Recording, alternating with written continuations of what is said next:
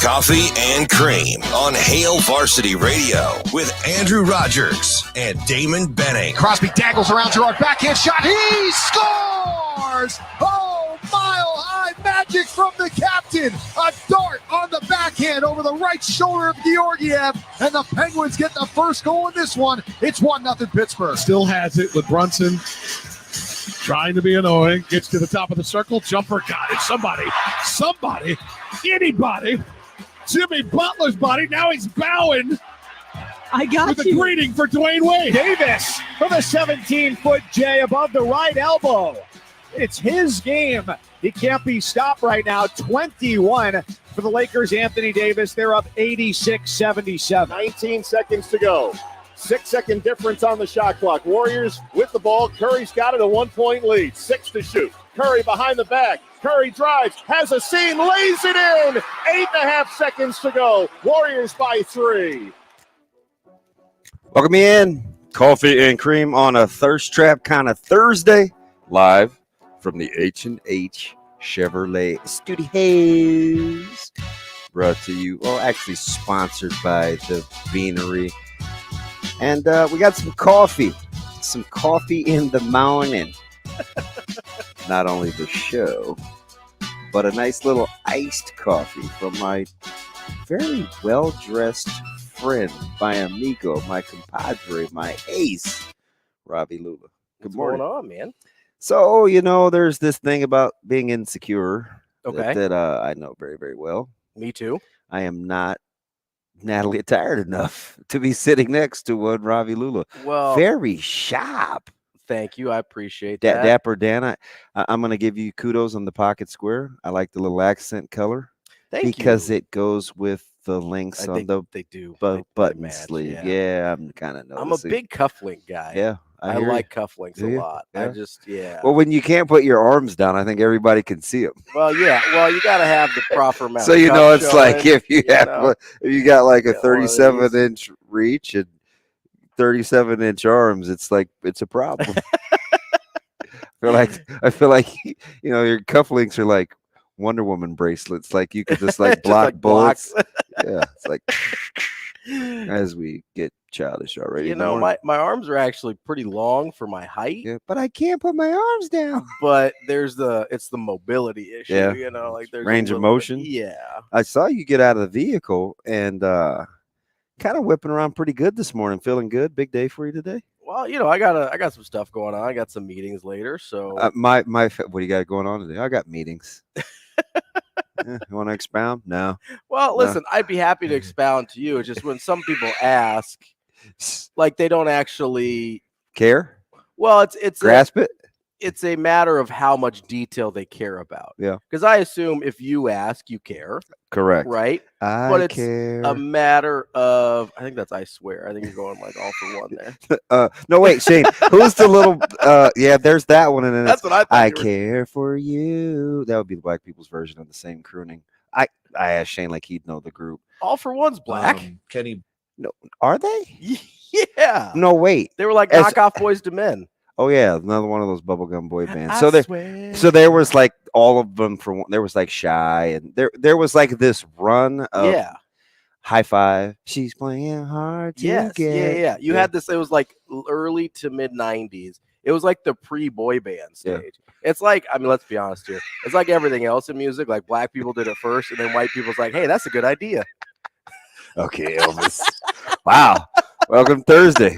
Welcome to Thursday with old L squared, because there's 2 L's in Lulla. I get actually 3, but 2 back to back. Yeah. I got nothing for you because none of that. It just went right over your head. Yeah. Were you a Chuck Berry guy? He used to say his music got stolen. Sometimes some guys can be too cool for school. These guys weren't. They wanted to do this. Oh, and we hear Keith Sweat guy. Full disclosure, kind of. My sister was a big Keith Sweat guy. You know who's a big Keith Sweat guy? Is our guy Nick Baugh.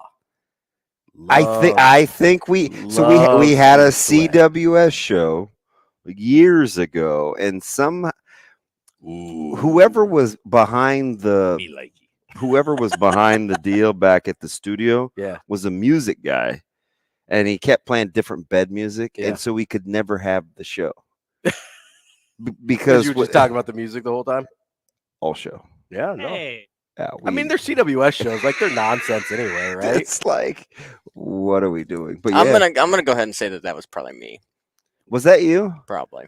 Yeah. It sounds really familiar. Yeah, Nick is. I think he's. It's from his time down at Kansas. Who was his roommate? Like Keith Langford? Yeah. I think Keith Langford was a big Keith Sweat guy. So he's got a couple, like initiated him into the Keith Sweat life, I think. Like Nobody, I liked. Whatever he did with Athena Cage, little duet. I like that. I like Make It Last Forever. Okay. He was such a whiner, though. Yeah.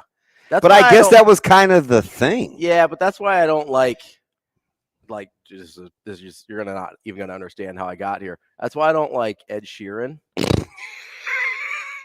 Who's probably like physically as far away from Keith Sweat as you can be. Yeah. But he whines all the time. Yeah.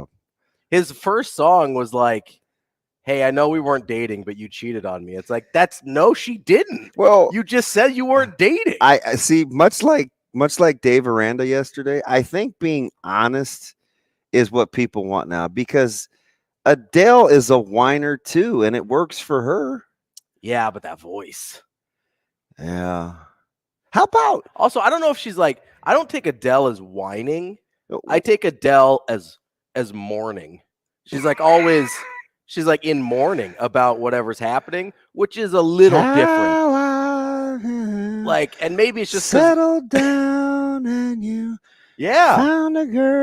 That's someone who's like heartbroken. Married now. Like, you don't say stuff like that unless you are in it. Gee. No, hey, how about like if you're kind of just doing your thing, minding your own business.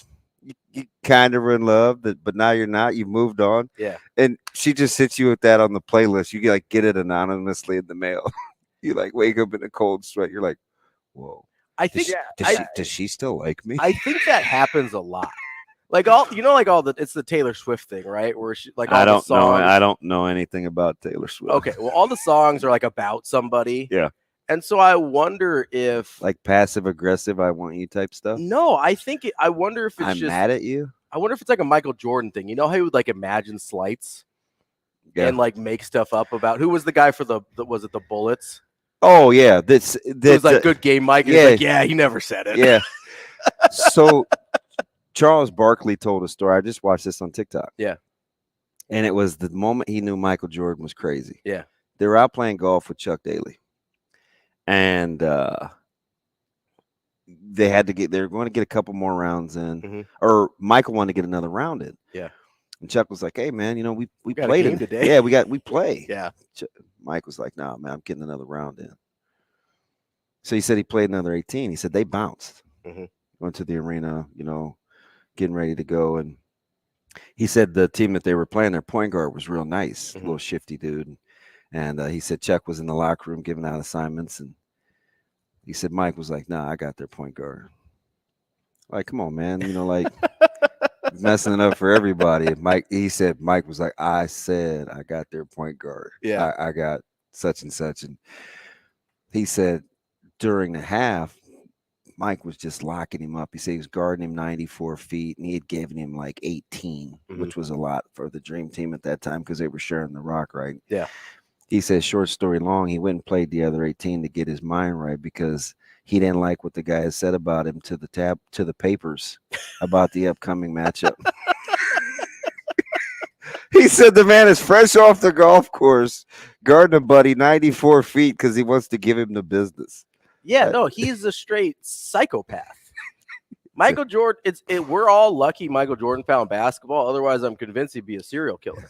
Yeah, right. Figure it out. Like, that's what I mean. He's one of the way his mind works. You're like, thank God he found basketball. Otherwise, we'd all be in a ton of trouble. What do you say? Some people think he's a tyrant. Well, he wasn't a nice guy. He said, well, that's you. That's what I mean. You never won anything. Like, it's like, people who say that, people who never won anything. That's what I mean. Like, so I think artists do the same thing with these like breakup songs, right? Like, sure, sometimes you get your heart broken, whatever. But I think they kind of Michael Jordan imagine the slights a little bit, and then they like build it up in their mind and then just use it. So some people are like that, man. It's like, haven't you heard these coaches? What did we just make fun of a couple of the last champions for? We were mad at Georgia, yes, for a couple of their believed in us. For which again, like you were number one all year. Ravi, though, I'm gonna die on this hill. I'm just telling you, if those guys are chilling in Athens, right, they're the defending champs, and you hear one or two radio show snippets, absolutely, you're mad. And here's the other thing. Because I think this is sort of happening with Creighton right now, too, where they are like locally, it's worse. Right. So we're not in Athens. Right. We're not listening. I'm not, at least. You might, because you watch and listen to everything. But I'm not like tuning in to Athens sports talk radio like GoDogs.com or whatever. Yeah. I'm mostly consuming the national coverage of Georgia. Right. Well, I could imagine, because I've seen like the Alabama message boards where they only win by 2 touchdowns instead of 3 touchdowns. And they're like, Saban's lost it. Get rid of him. Bring back Kirby Smart. They lose their minds, right, over the stupidest things. So I could understand a world in which local Georgia coverage gets a little stupid because you see it here where sometimes local Creighton coverage, and listen, I throw myself in there because I do that too, where it can get a little stupid. Right? Especially you go through a 6-game losing streak in the middle of the year and everybody's like, what the F is going on here? I thought this team was a top 10 team. I thought this was a Final Four quality team. And then you just lost 6 games in a row. You start to ask some questions. And to be fair, it's a 6-game losing streak. You deserve to be asked questions of. Is that a lot? It's not good. They were 500 a third of the way through the season. That's bad, DB. And speaking of Bama, since we're just jumping around this morning, like, just keeping folks entertained, again, we appreciate you being part of your morning. Hopefully you're like Ravi, as we are sponsored by the Beanery, having a nice coffee from the Beanery. Having a nice iced coffee. So can I just say this before I move on to the Bama point? Absolutely. So the iced coffee, shout out to the Beanery, 4 great locations. What are you doing with the Pepsi? So that's after the coffee's over. Well, okay. Walk me through it. It's Diet Pepsi. Okay. First of all, I don't drink regular soda. Okay. Diabetic. The sugar's bad. Right. No, I drink a lot of liquids. Okay. Because next I'm going to ask you if there's chicken noodle soup in that old man thermos. No, that's just ice. Right now, because I like my beverages very cold. Me too. Like really, really cold. God made you special. Well done. Thank you. I don't like hot beverages at all. Me neither. That's why I wasn't a coffee guy for so long. High five. That's why I wasn't a coffee guy for so long, and then the iced coffee thing became. So there's just ice in there? Because what I imagine you doing is unscrewing the lid and like pouring chicken noodle soup in there. So I'm not a huge soup guy. Okay. There are certain soups I like, but no, I wouldn't bring soup in the morning. Soup in the morning's weird. Soup in the morning. Also, soup while you're doing a radio show is weird. I don't think. By the way, we have a lot of ice here, so you don't have to bring ice with you. I appreciate that. Just giving you a heads up on that. Not all the places I do radio have ice ready made to go for me, so I appreciate that. It was bad when I was doing shows down in Lincoln with Happer. Mm-hmm. I would bring 2 of those, both filled with ice, because I'm down there and I'm in Lincoln for 6 hours or whatever. And I was like, afraid is too strong of a term. I was very anxious about running out of cold beverages. Yeah, there is such a thing, as bad ice. Oh yeah. So I know the ice from my house is good. Legit. Yeah, like I don't put weird stuff in my fridge or freezer, so because it changes the taste of the ice, right? Yeah, low key between me and you and the 6 people listening right now. One of the greatest things about moving from my old house, better ice maker. Ooh, so you're gonna. Did I tee you up? So much for saving in oats. We'll get there eventually. Probably. There is. I've been so tempted. There is this like $600 ice maker. Stop. On Amazon. Stop. It makes like the perfect nugget ice. Nugget from like Sonic, the Sonic ice. Oh, the little chunklets. Yeah, the nuggets. Yeah. It makes that in your house, and it's incredible. So I know somebody that has one. Here's the deal, though. Yeah. How long are those gonna last? I'm ice maker or the nuggets. I'm team chunklet too, right? Yeah, the little nuggets. Oh, okay. Yeah, like incredible. Every day that ends in good whatever. crunch. Yeah. What if those machines break? We cool or and who's fixing them? Is that on my Service One plan or? Fair point. So you can buy, at least on Amazon, not to like make Jeff Bezos more money, but you can buy service warranties on them. Okay. And so I think you get like manufacturers usually 1 year, and then they offer like a 3 or a 5. And I feel like by 5 years, I've gotten my money's worth out of an ice machine. I contributed to Amazon yesterday. I buy everything courtesy of Amazon. Nebraska hype man. I'm still mad at him, and he has no idea why. What did he do? He tweeted out this. You're mad. You said you were mad. Shut up, Shane. Got him. Every time you come in here, he loses his mind. He does. Shane loves me. We know this. Hey, let's team it's up. because I bring him treats. Let's team up on the black guy. The other one. Hey, so another one. Okay. Nebraska hype man, Amazon. Yeah, he tweeted out this picture yesterday of this thing called Fit Soda. Okay. And he said, I can't remember exactly what the tweet was. It was he cussed, so I couldn't retweet it. Sure. I started to because I was like, I think people can discern whether I would talk like that or yeah. And he goes, man, if you haven't had this, it's good as whatever, right? Fecal matter. And which is an ironic thing to say. But anyway, that's not good, right? But I don't want my soda to taste that way. But because I've been traumatized by Severe, I Googled it instead of asking questions because I was just going to ask him. I was like, hey, man, blase, blase. But in the back of my head, I just heard Google it, like do it yourself, like Google it. So I Googled it. I read the reviews.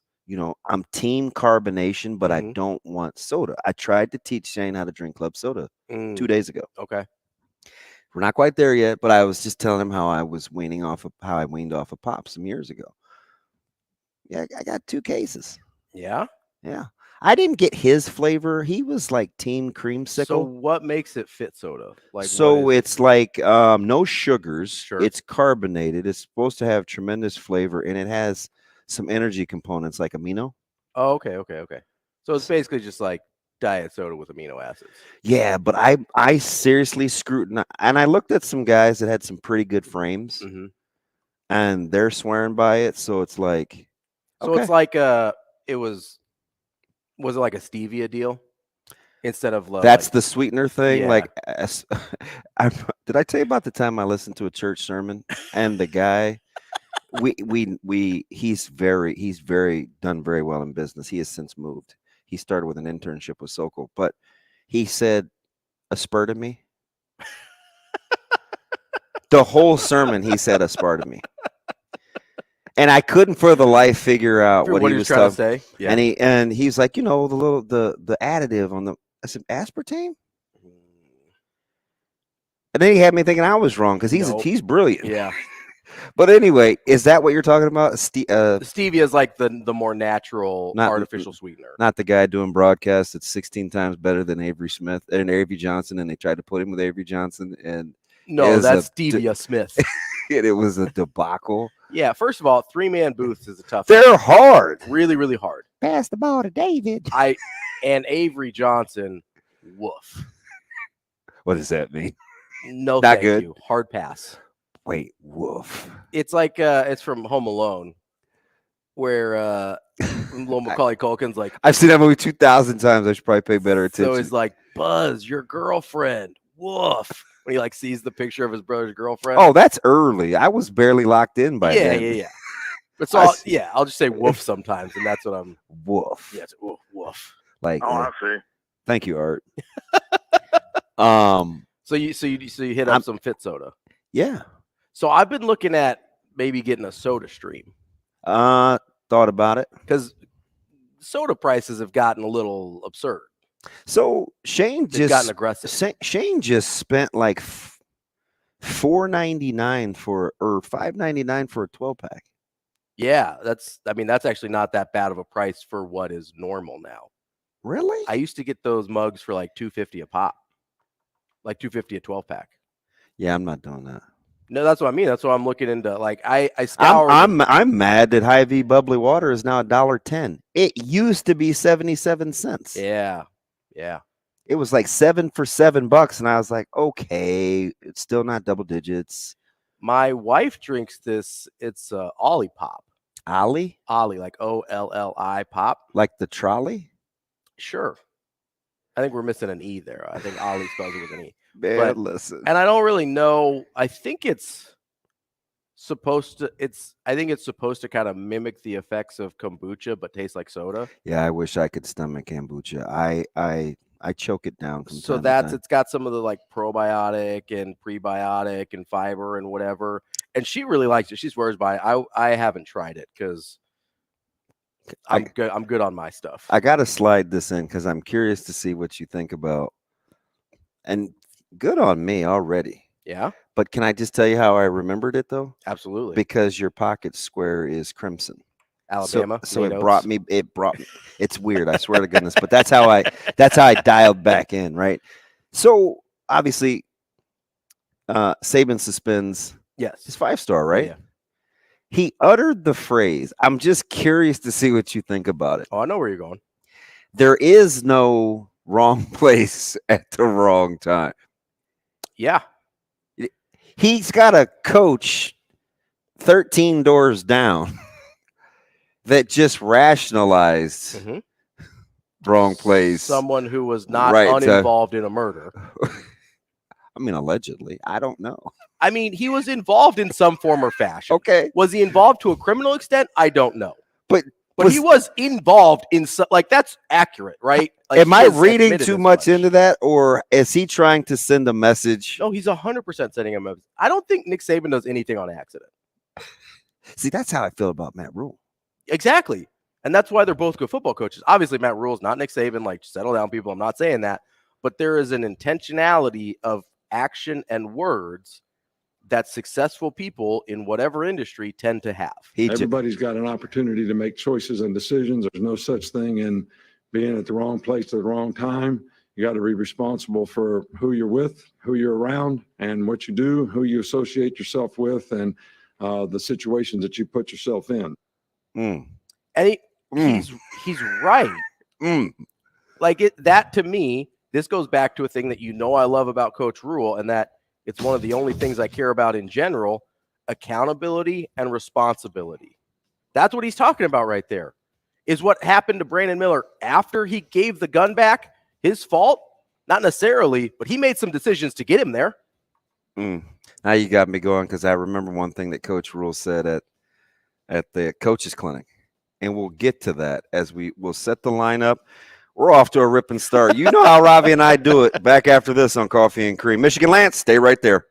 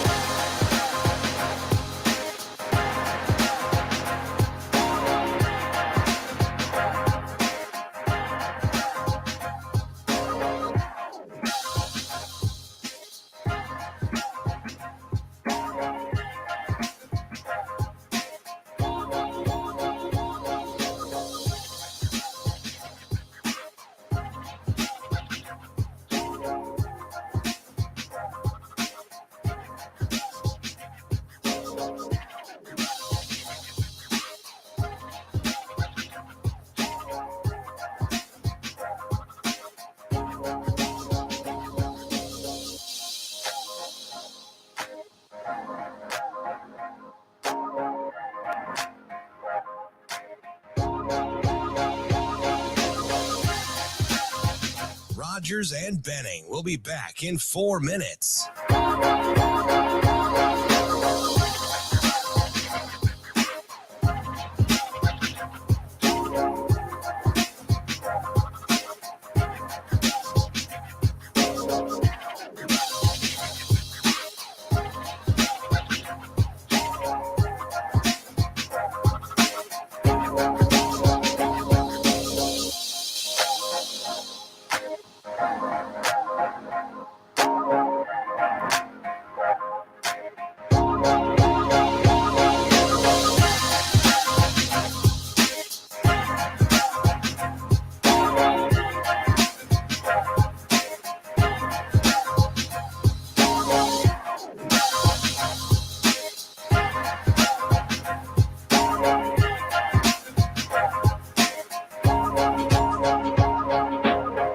Rogers and Benning will be back in 3 minutes.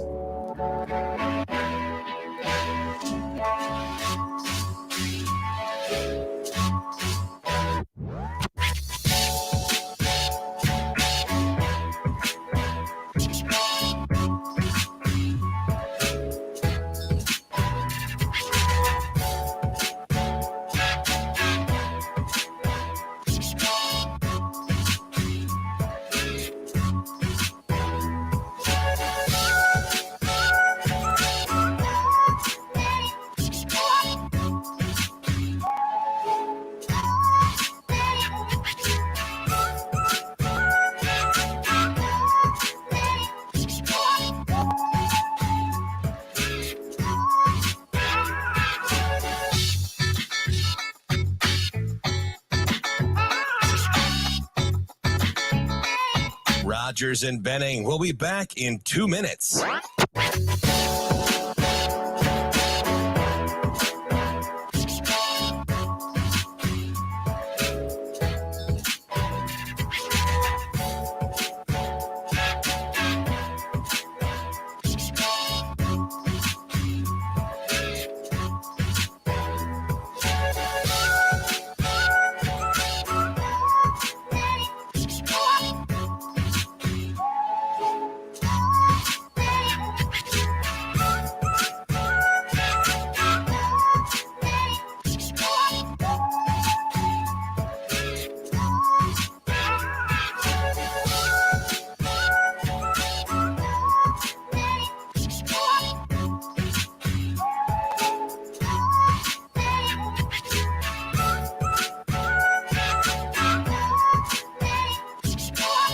Rogers and Benning will be back in 1 minute.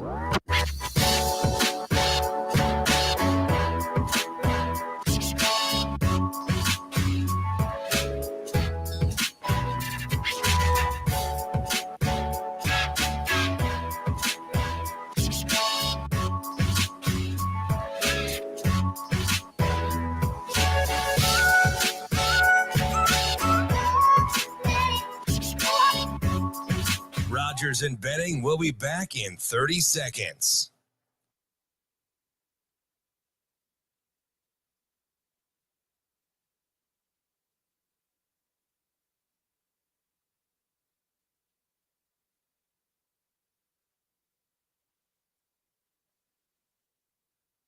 Rogers and Benning.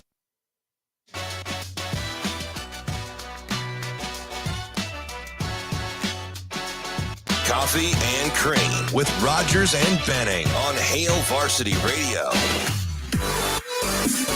Welcome back. Coffee and Cream. Programming note. They are not letting folks in Lincoln till probably sometime between 7 now and 7:50. I don't believe those doors will open until about 7:50 for media. So we'll catch up with Andrew Rogers maybe later on. Maybe just tomorrow when he's back on the show. But he is down there eyeballing practice. Fantastic show. We'll see if we can make you some money with Brian Edwards. He's coming up at 8:45.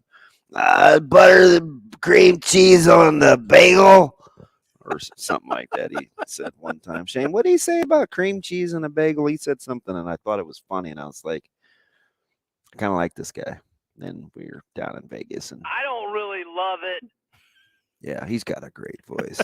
And Were they using the cream cheese to butter the bagel? different. Bruntz, back from Got to be touchdown.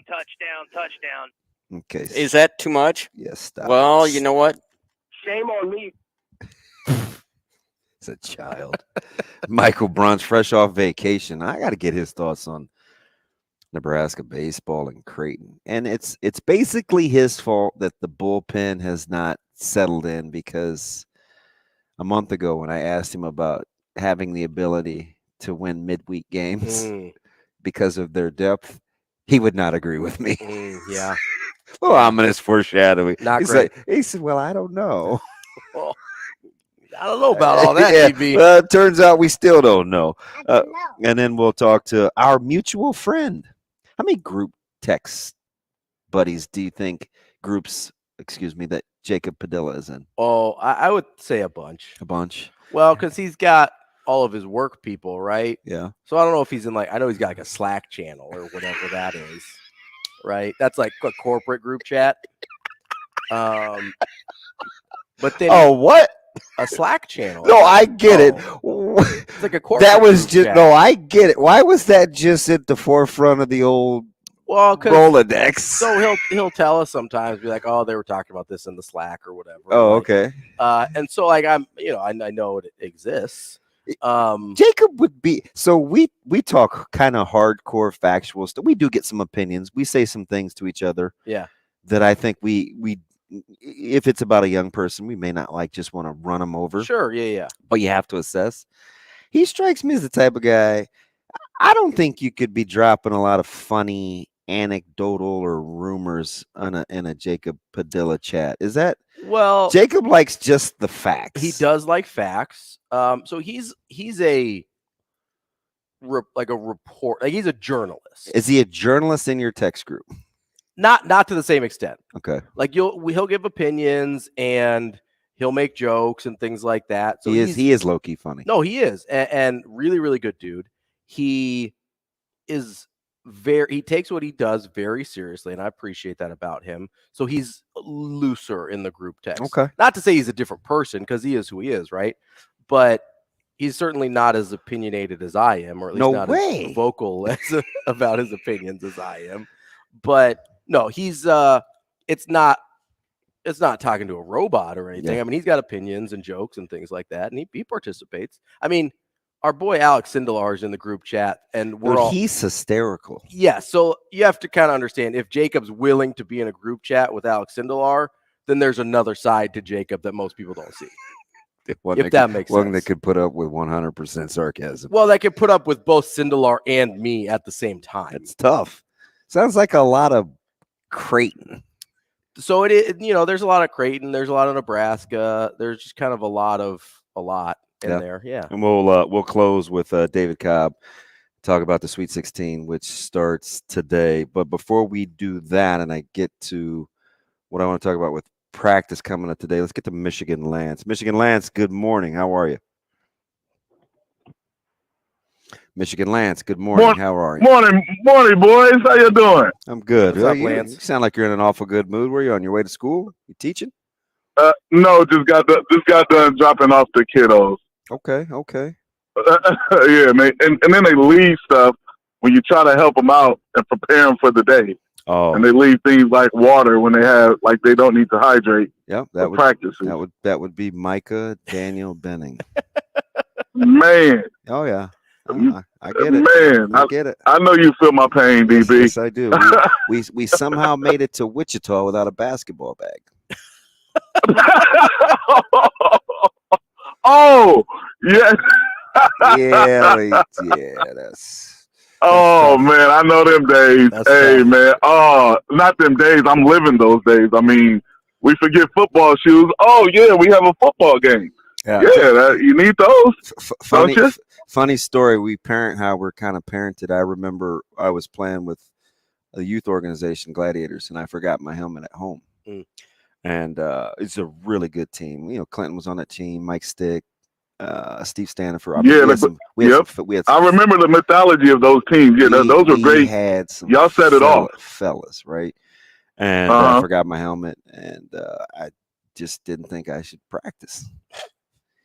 Listen, why did they go in the clubhouse at Gladiator Park and give me the worst 2-bar Terry Bradshaw looking helmet out there?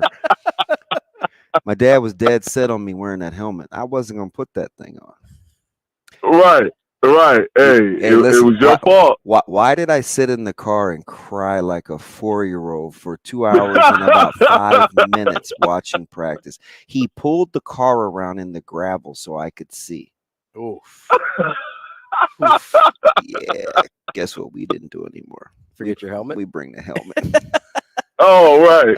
Hey, man, geez, I wish we were that hard on our kids. Yeah, I mean, we had our head coach, Dave Guy, he was like, is this really? He grabbed me by my arm in public. Okay. Right. Well, guess I'll see you guys later. Have a good day, guys. Bye-bye. What's up this morning? Right. Oh, man, it got Ravi back. Hey, DB's like AKA Jesse Jackson out here. Uh-oh. You're just a rainbow coalition of everything. You're so woke. Ravi, Ravi, what nationality are you? My dad's from India. Okay, yeah. Hey, man. Hey, DB helps out everybody. The women in Hurrdat Spot and Hurrdat Sports. DB, you're just the wokest guy. Yeah. You can miss me with that one. Wow. Coming out hot today. Yeah, I know. Steaming. Hey, because I have to ask you, Robbie, because you code switch very well, so I can't tell by when you talk your professional. Do you know what code switching voice there? Yeah, that's tough. There's a great TED talk on code switching too, DB. Listen, what I tell you about those folks that hype up TED Talk, a lot of pretenders out here that ride the coattails of TED Talk. And them guys aren't any good. Some of them and it's so many of them. Yeah. It's so many of them, though. Yeah. Like, it's become one. It's like the NFL Hall of Fame. Yeah. But anyway, the real reason I called was for I got your TED. Right. Wow. Hey, Creighton basketball. All right, expectations. And DB, you know how I've been with Creighton basketball expectations. I don't think Ravi knows, but how have I been with their expectations, DB? Well, they need to have them and say them out loud and be held accountable because it's a top 25 program. Thank you. Yes, you're in the big boy conference, in the Big East. Like, hey, so it's starting to feel like it's starting to turn. Like, it's starting to feel like people were expecting, hey, Sweet 16, the second weekend, Sweet 16, was preseason top, 10 to top 5. I mean, like, they were disappointed when it wasn't going good. So help me out, DB. Are those is everybody trying to catch up with me now with the expectations? Right. Or are we still kind of like, in the valley? I mean, I've been on the expectations the whole time, and I agree with you. I think that if you want to be a big boy program, you have to act like a big boy program. And to be honest, I don't think they do all the time in terms of the way they handle expectations, whether it's the people around the program itself, the people who cover the program. I think sometimes they kind of shy away from it. And I understand some of it's coach speak and things like that. But, I mean, listen, going into the year, you're top 10 in the country. You've got 5 guys in ESPN's top 100 in terms of college basketball players. If that team doesn't make the second weekend, it's a huge disappointment. And that's the second weekend is the point where it starts to become acceptable, right? You've got Princeton in the Sweet 16. It's going to be unacceptable if they don't make the Elite 8. I'm sorry to say it. I get Princeton's a good basketball team. They're a 15 seed. You have to beat Princeton to make the Elite 8. Like, that's a non-negotiable. But people don't want to talk that way because it wasn't that way for so long. And there's still a very sometimes small school vibe around the program. They're playing with big boy, big school expectations now. Hey, they better bring it, man. Ed Cooley at Georgetown. You got Rick Pitino now at St. John's. Like, hey, man, I don't even know where is Providence. So Providence is like, oh, he did us wrong. Exactly, Rhode Island. I didn't even know that. You tell who you want to live in D.C. or Rhode Island? Yeah, I already get it. We're gonna get into coaching searches. Max Stang, Shrewsbury at Notre Dame, a whole lot. Don't turn the dial. All right, fellas.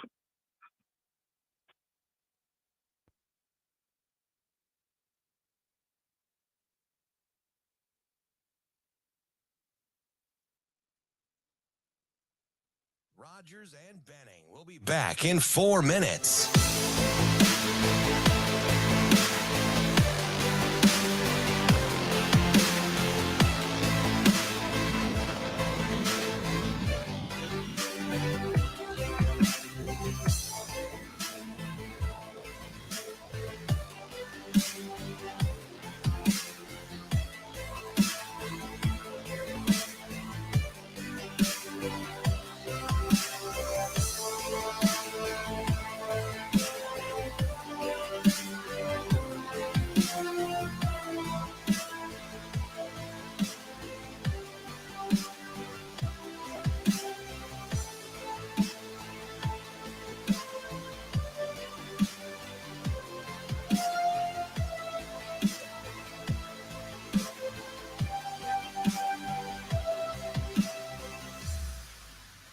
Rogers and Benning will be back in 3 minutes.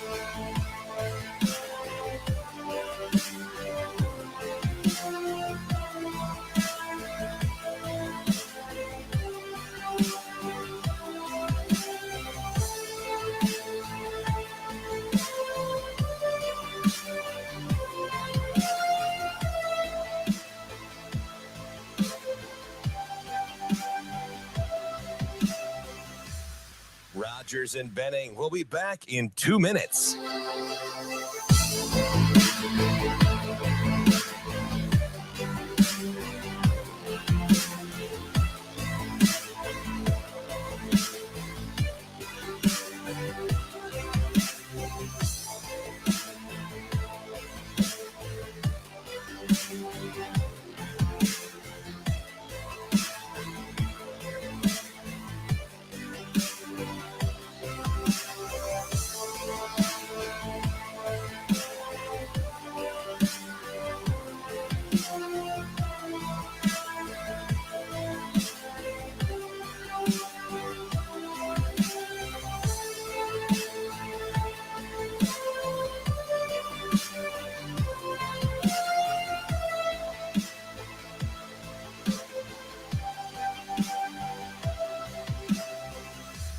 Rogers and Benning will be back in 1 minute.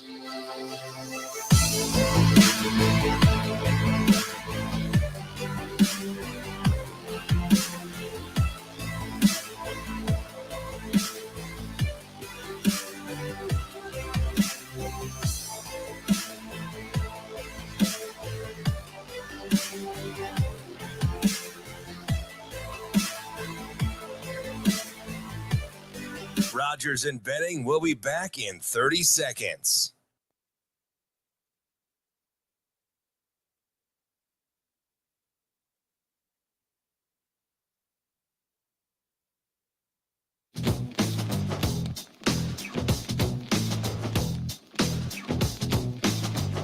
Coffee and Cream with Rogers and Benning on Hail Varsity Radio. Welcome back, Michigan Lance, the man people love to hate. We welcome you back to. Are you gonna be all right, or should we? Oh, I'm good. If you want to do like a tag team thing, we can get a partner. That's not true. No, it's true. We are making fools out here. It's different. He is different. Very different expectations, Austin, on Twitter. And I don't even know if this is true about Iowa, but it's just funny how these things get built because they have to have come from somewhere, right? Sure, yeah. So, Austin is like, hey, Creighton has the Iowa expectations. And it's like, I just, fortunately, one of them is kind of my guy, D-Rock, where he's a huge Iowa fan, and he's mad every year, almost every year. Yeah. So I don't know if that's like true. Yeah, but it does come from somewhere, right? It just doesn't come out of. Maybe it's because the athletic department. So that's what I think it is, right? So I'd need someone to define for me Iowa expectations, because Austin 888-638-4876. Well, so because I think you're right. I think most of the fans are not satisfied with what the athletic department seems to be satisfied by, right? You're dang right. Like the athletic department seems to be okay with mediocrity Kirk Ferentz, and then every once in a while he jumps up and gives them a big year, and they seem to be able to live with that, right? Yeah. Hey, we're 6-6, 7-5, 8-4. Oh, snap, we got 10, 11 wins that one year, then back down for another 4 or 5, whatever. Which, if that's fine, if that's who you want to be. And listen, I'm not throwing shade. It's better than who Nebraska's been. That's obvious. Wow. Well, that's always the next thing when you talk bad about Iowa, right? It's like, well, they're better than Nebraska. Yeah, we know. Well, duh. Almost everybody has been better than Nebraska. Correct. They have the longest Power 5 bowl drought in the country. We get it. Hey, is he talking to me? No, I'm talking to the Iowa fans that I know are listening, that every time you say anything negative about Iowa as a Nebraska person, they're like, oh, well, we're better than Nebraska. Yeah, we get it. That's not what we're talking about here. We're talking about you. This is a you problem. Boy. Okay? It's like the thing where, no, for real, it's when you call somebody out on something, you're like, yeah, well, what about you? What about this? It's the what about people. Oh, they're my favorite, because the inability to take self-inventory is probably how we got to the original conversation. That's what I mean. So let's start with the fact we understand on the grand scale of things, Iowa currently better than Nebraska. Okay, let's start there so we can just avoid that part of the conversation. But Iowa, as an athletic department, at least, has seemed to be okay with some years we're going to be very mediocre, and we can live with that. I don't know if that's how Iowa fans feel. The Iowa fans in my life don't feel that way. They don't love that way of doing business. But I also think there's a fear, and we see this with a lot of people, of who are we going to get? Who would be better? Is it going to be better under anyone else? We saw this with Pelini, right? Well, if we fire Pelini, who are we going to get? Shouldn't we be happy with the 9 wins? I mean, I know it doesn't look great all the time, but, X, Y, Z excuses. The fact of the matter is you have to take inventory for what's happening in and of itself. And then you worry about, okay, is this a problem or not? Yes or no? If the answer is yes, then you start figuring out solutions to the problem. Just because you can't figure out the solutions doesn't change the answer to the first problem, right? Correct. And that's where people get lost, because they take everything as a whole picture. And they go, oh, well, the answer to this might be yes, that there's a problem, but I don't know the answer, so I'm going to pretend there's not a problem. So, but here's the deal, though. So when you're talking, what would be the equivalent to 2 Sweet 16s in the last 3 years in football?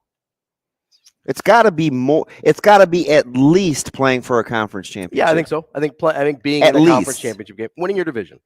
No, Sweet 16 greater than winning your division. Well, that's what you win your division. You end up in the conference championship game. How many? Yeah, okay. Because I was going to say, that's a break. In a power conference. In a power conference. Thank you. Okay. If you're in a power conference and you win your division, I think that's close. Because you're talking, 5 power conference teams or power conferences. So you're talking about 10 teams. I'd say it's close. Roughly? Yeah. Okay. Because if expectations can be fluid. Or maybe New Year's 6 bowl. Maybe that's a better. Because you're getting your playoff teams nitty-gritty plus the New Year's 6, you're in the neighborhood of 16-20. So let's say winning a Power 5 conference. Okay.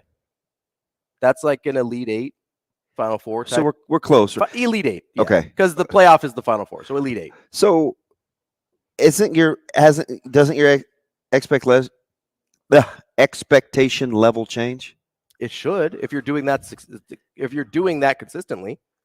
Creighton is a top 20, 25 program. Yeah, no further than 25. Okay, top 25 program, right? Yeah, I think you could make an argument for top 20, but the track record isn't super long, so I would take top 25. So the expectations, the expectations are second weekend. Yes. Okay.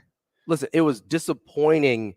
No matter what people say, it was disappointing that none of the Corver teams made a Sweet 16. It was disappointing that none of the Doug teams made a Sweet 16. It was disappointing that it took until 2 years ago to make a Sweet 16, especially when you see the likes of Wichita State, who you were beating up on in conference. But isn't the irony of this whole thing? I'm squirming in my seat. The irony of this whole thing is Nebraska got in this position because they didn't want to be average. Well, that's what happens when you take big swings. Sometimes you strike out. Do we need a back pat for trying, or are we mad because we tried to shoot our shot? No, because we know the famous phrase, we want to gravitate to mediocrity and blah blah blah, and we had to look and see where Iowa was, and that's why we were mad, like we didn't like just being consistent. Correct, and we also didn't like the fact that we had dropped down a level from where we were. Right? It's about the when though? You talking the 90s? Well, I mean, that's what they were comparing it to. When you're talking about Steve Peterson in 2003, the direct comparison is late 90s. Well, besides the fact I think he had an agenda. I think folks, because we're being disingenuous. We're not telling the truth. Nobody wanted to get blown out by Penn State, and people didn't like our roster. It's become popular now to say, well, everything changed since that. Like, I don't want to keep revisiting that. Yeah. No, I understand. Right? Like we just heard the conversation between some. I don't know if you listened to the sit down between Coach Osborne, Trev Alberts, and Matt Rule, where they said they were alluding to something that I've been talking about for, I don't know, 8-9 years. Bo got me started on. He actually got me thinking about it. Where, and so I just coined the phrase, you can embrace the past, but you can't be held captive by it. What they were saying during the sit down is, hey, listen, you can understand where you came from, but you're constantly evolving. It's something new now. It's the Great Gatsby problem. Oh, I like this. I was listening to a guy talk about Kipling this weekend, and now you're back to the Great Gatsby. So the entire point of that book, it was a book first, in case you're wondering. It's not just about Leo, or Robert Redford, if you're going with the older version. The entire point of that book is that Great Gatsby is trying to recreate his past. He's trying to recapture something that is gone. When he had created what otherwise appears to be a great life for himself, he couldn't see because he was so focused on recapturing the one thing from his past that he couldn't have. Yeah, the spinoff of that is The Matrix. And even when he got it within its grasp, it wasn't what he wanted it to be because it wasn't the same. So here's the thing, even if Nebraska does return to national prominence and is fighting for college football playoff spots and things like that, it's not going to be the 90s ever. No, and I think we're cool. I think we're cool with that. I think the misnomer is of the low hanging fruit is people want to go back to the 90s. Coach Rule said something the other day. He goes, he says, I know one thing. I believe we're going to win here. I do. But if we don't, I'm going to be accountable to it, to you, and for it. Is that good enough to buy you time while you're trying to get there? Well, I mean, you have to win some along the way. That's the rub, right? Is you have to win some along the way. You don't have to return to national prominence. But here's what I think people really mean when they are yearning, quote unquote, for the 90s. I don't think anybody expects 3 national championships in 4 years. I don't think they expected it then. I don't think they expect it now. What I think Nebraskans want more than anything is to matter again.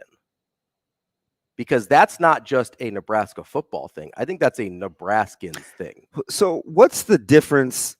What's the difference if we're just comparing the two schools, Creighton and Nebraska? And we'll get to this next segment.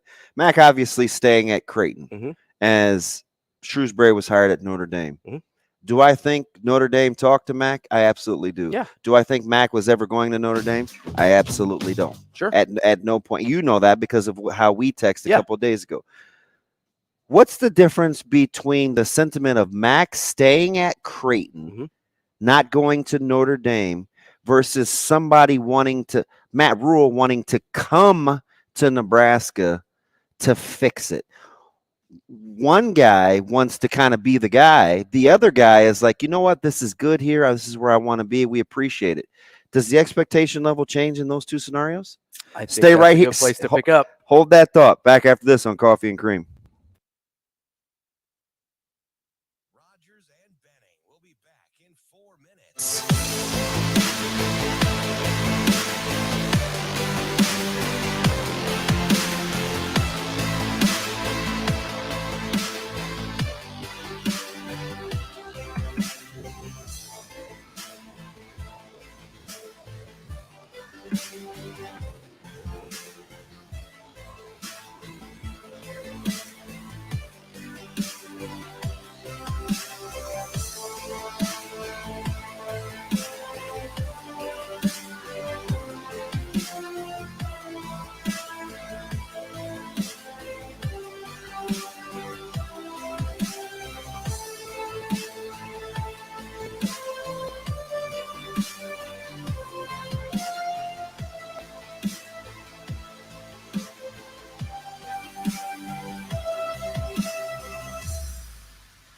Rogers and Benning will be back in 3 minutes.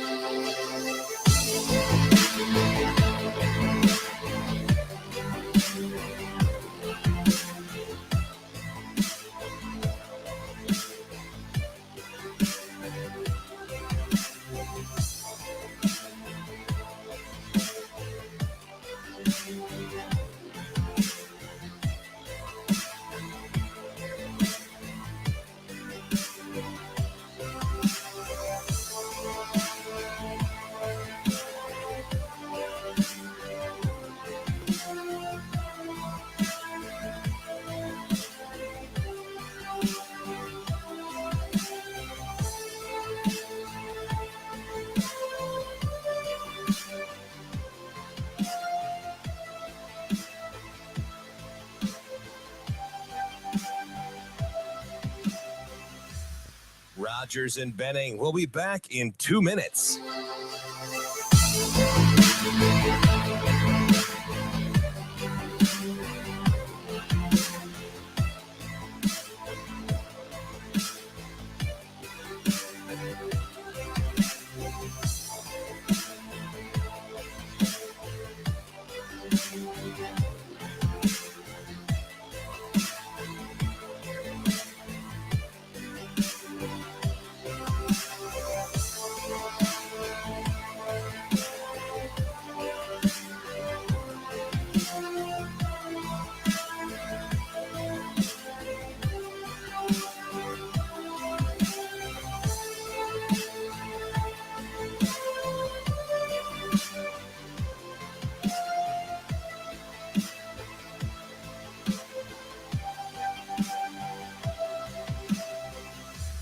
Rogers and Benning will be back in 1 minute.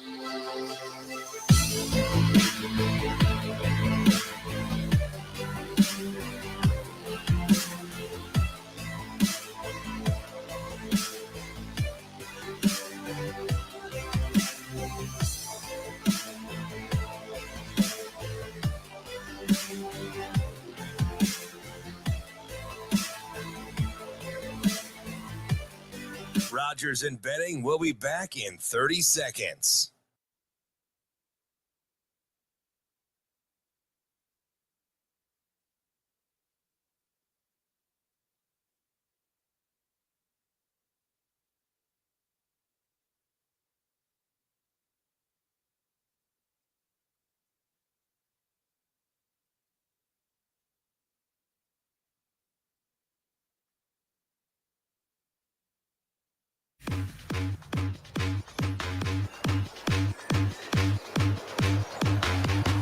Coffee and Cream on Hail Varsity Radio with Andrew Rogers and Damon Benning. Welcome back. Pretty spirited stuff off here. We're still boys. Always, man. Stretch it out. It's just sports. Oh, man. As we welcome you back to Coffee and Cream, Brian Edwards coming up in just about 13 minutes. So I think the question, like in terms of perception in the job, right? Mm-hmm. Coach Mack stays. However many overtures he turned down from Notre Dame. And for what it's worth, I think he's had way more overtures over the years than we are aware of. Zero question about that. Because I know I'm aware of more than the general public is. Zero question about that. And I am sure that I'm not aware of all of them. Yeah. And not that I'm all in, Coach Max Kool-Aid trying to figure out the flavor, but I do feel like I have a decent pulse. Mm-hmm. Right? Yeah, absolutely. So I agree with you. But so if we're talking expectations, sure. Nebraska gets laughed at and kind of mocked from a football standpoint that we're being unrealistic. But you have a coach that people think is a pretty good coach, mm-hmm. that a lot of people had on the first of their to get list, mm-hmm. to kind of run into the fiery house and put it out. Including SEC teams. Right. And my man just said in the opening presser, he's like, yeah, you know what? Let's get this out of the way. I did have other job offers. I picked Nebraska. Everybody's like, whoa, who was it? Why did he? Like he just said. Yeah. I mean, that's how he's been the whole time. He just tells us things that we don't need to know, but it builds a trust in him because we feel like he's telling us the truth. Mm. And we feel like he's being more transparent than he needs to be. You know how much equity that gains you with people? A ton. Oh. And I think you should try go coach somewhere. All right, I got. He just was joking about being a meme. Yeah. Like when he got fired in Carolina. Yeah. And all of a sudden that look that he has at the presser where he's like, WTH. Yeah. Is going to be trending. That will be the equivalent to Mike Riley's the point, right? Like so my point is like we keep talking about expectations and unrealistic. Mac's not deemed as settling, even though he's staying with a really good team and top a really program. We decided top 25, yeah, right? So why shouldn't those expectations be equal to or greater than versus how we look at a coach that we can't for the life of us figure out, man, why would he come here? Why, of all the things that he could do, like why Nebraska? Do you get how disjointed those pictures are? 100%. One, we can't get our minds around, but we think it's something more than what it has been. Mm-hmm. The other is more than what we think it is, and we're afraid to speak it into existence. I mean, some people are, for sure. I think there's a couple things happening there. Even despite the lack of on-field success for Nebraska, I think Nebraska is a better football job than Creighton is a basketball job. I 100% agree with you. And when I say job, I mean what's surrounding everything, right? Creighton is currently a better program than Nebraska is in basketball than Nebraska is in football, right? They're having more success right now. Nebraska is a better job because if you come to Nebraska as the head football coach, you will want for nothing. You have the resources, you have the buy-in from fan base, you're going to be sold out every single game, you're going to have everything you could possibly want. You've got the history of national success.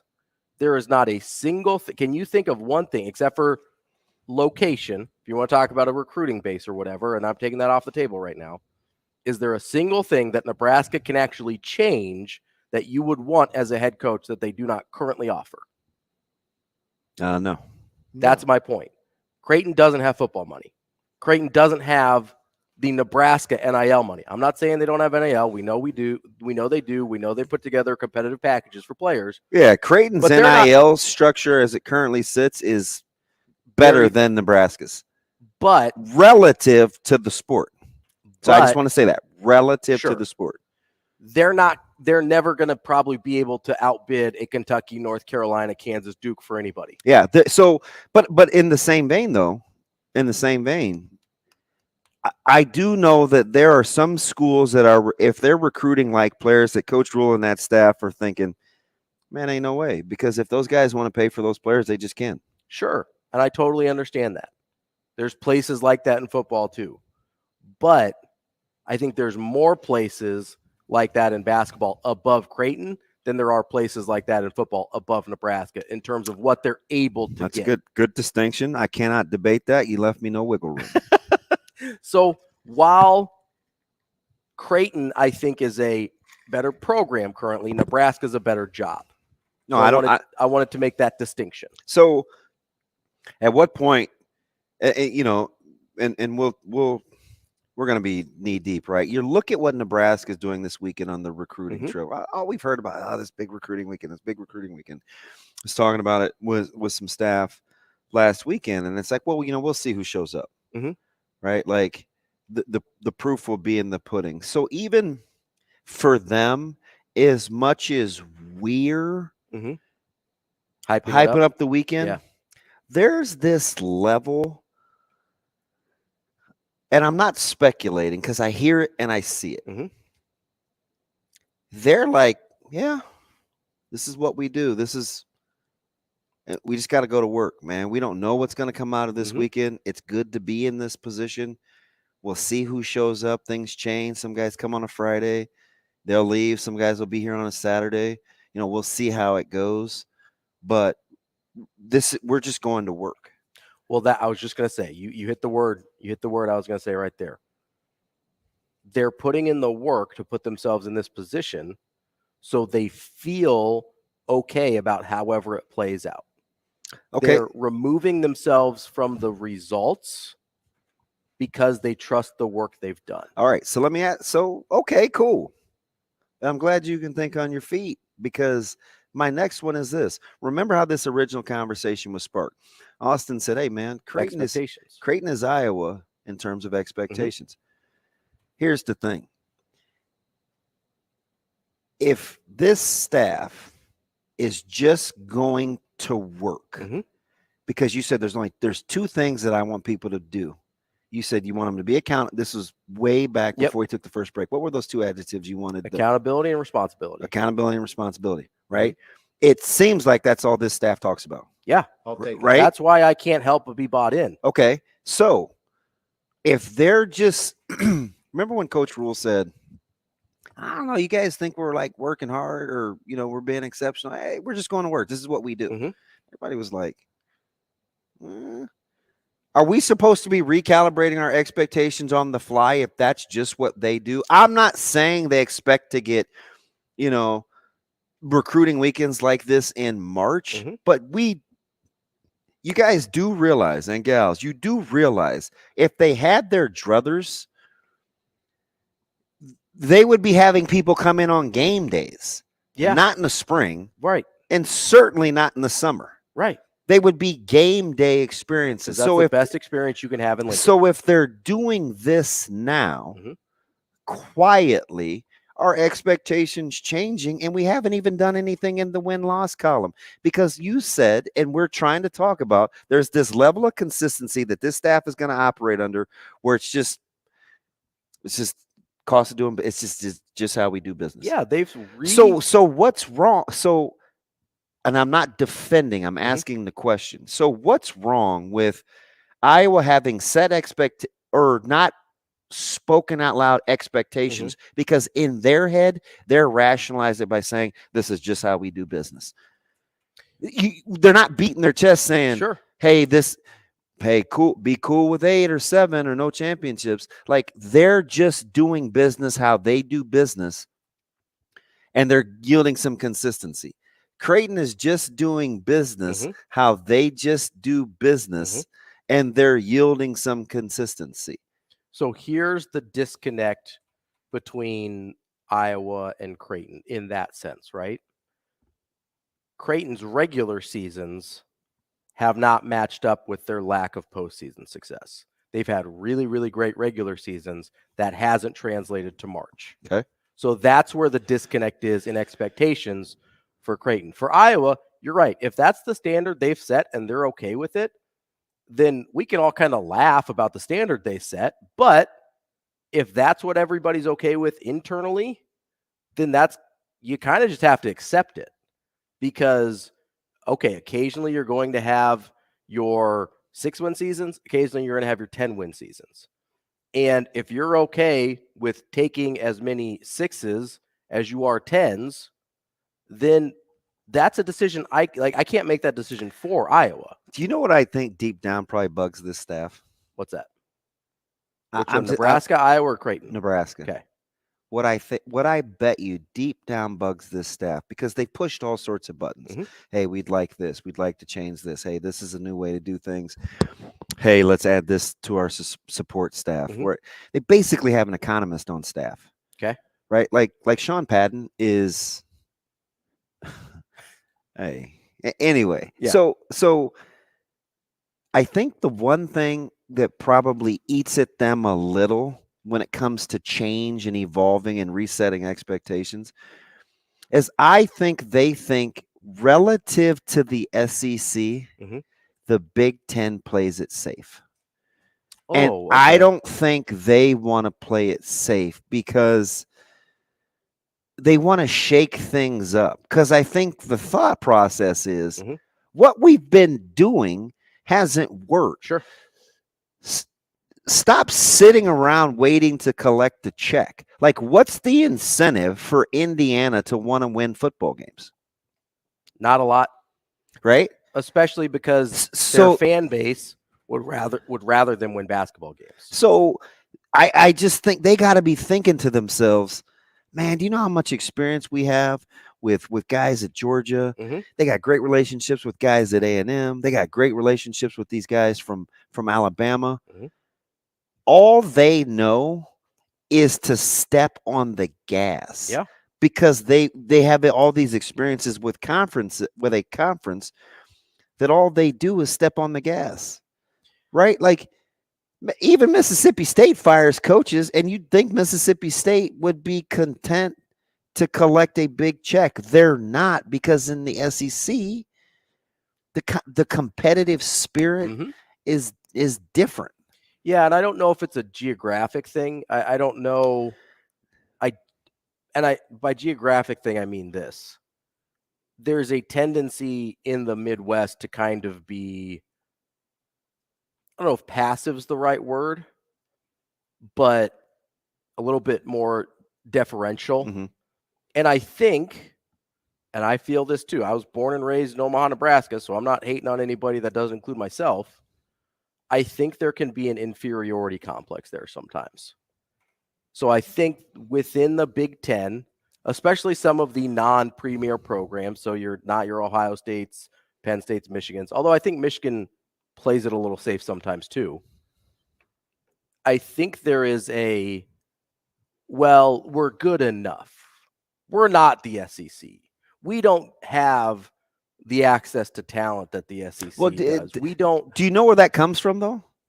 You're playing 9 conference games. Yeah. That's all you need to know, right? You're willing to sacrifice a paycheck than to put your top teams in position for a chance to make postseason. I understand that. And I agree with you, because Ohio State operates differently than everybody else in the conference. But do they have to, though? Like, we say that, and we're like, they feel like they have to in order to compete for championships. Bro, but we even speak it into existence. We go, oh, everybody but Ohio State and maybe Michigan. Like, do we know how that sounds? Like, do you think the people at flipping Kiewit or no, like Deloitte and Touche are like, well, everybody else, and name like 2 other great tax folks, right? Everybody but such and such and such. Nah, Deloitte and Touche is like, look, man, like this is who we are. I understand. That's how it should be. I don't think everyone in the Big Ten operates that way. I don't think Iowa operates that way. I don't think your Illinois, Northwesterns, a lot of the Indiana's, Purdue's operate that way. Like, I don't think you're going into Purdue and with the goal of let's make a college football playoff. Maybe as a coach you do. I don't think the administration thinks that way. I think every single team in the SEC, maybe outside of Vanderbilt, goes in and says, our goal is to make the SEC playoff or to make the college football playoff because we're in the SEC and we can. The Big Ten could have that very same mindset and they just don't. Well, so I just want to, as all the pictures are starting to trickle in from practice, I assume they're getting off to a good start, which I always love. I think I'm okay because of the balance and mindset where you're going to get accountability, you're going to get authenticity. But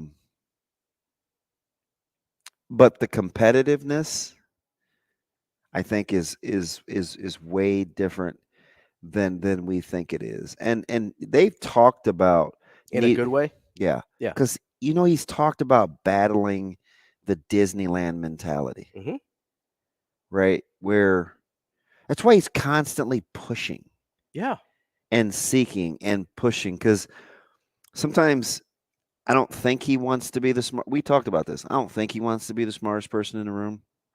So he challenges himself. Like he'll say, hey, when such and such left Carolina, like that's when it all went downhill. Like I need that guy. Or, she came from here. She knows this trait. She knows this particular facet. I need to be around her. I need my notepad and pen, right? So there's this weird kind of grind when you pit it with his consistency of the message. He's like, man, listen to me. Pull up something I said 4 years ago. It sounds a lot like me today because there's only a few core things that I believe in that I'm going to keep regurgitating. My goal is to stay on the gas by surrounding myself with people that I think can help me next level this thing.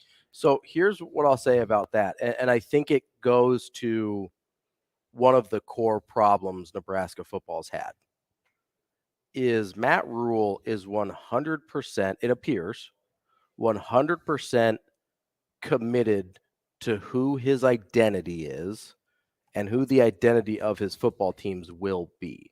Now, a lot of times when we say identity, people assume we're talking about scheme, right? Oh, we're a spread option team, or we're a power I team, or we're a West Coast team, or we're an air raid team, right? Identity doesn't have to be about scheme. Identity can be about who you are to your core. 100% agree. Because we're going to go back to Osborne here. That's pretty good. I know it's going to trigger some people here, but because anytime I talk about Osborne, people lose their minds. But what's the thing that people forget about Osborne? That's pretty. How many different schemes did he end up running? It's more than one. Yeah, a couple. 2, maybe 3. Yeah, a couple. Right? Yeah. The triplets ran a different scheme than you guys did. Yeah. Right? Yeah. At the very least. And they were very different. And at the tail end, we got even more different with the QB power run game. Exactly. Right? So several different variations, at least 2 distinct schemes. Right? So his identity wasn't in his scheme. His identity is about how he went about his business. Could I get you, before you finish, could we agree that you had to run the ball? However you got there, you had to run the ball as a scheme. I don't even know that you did. God, we did though. You chose to. He wanted to. He had to run the ball. He wanted to, and it worked. That's all he taught. He's like, we got to figure out a way to run the ball. Because that's what he believed in philosophically as a football coach. Okay, so that's the one thing that I think overlap the different ways to get there. Sure. Okay. But now you can, hey, we have short passes that simulate the run game. He was kind of like that. No, I know he wasn't like that. Okay, but I'm saying okay. You can achieve the same goal as a running game using different schemes. I apologize. I hate to be the guy because I've had people talk to me like that where they pick apart everything. I'm not trying to be that guy. I understand. I'm trying to. But you're saying there was a common thread was run the ball. Yeah. But to me, that is more a football philosophy than his identity. Okay. I'll let you finish. And listen, you know him better than I do. But that's not the point. I like different perspectives. What I see from the outside and from somebody who didn't live through the 80s of it, obviously, but was a kid in the 90s and watched this and have done my homework on how things went before that.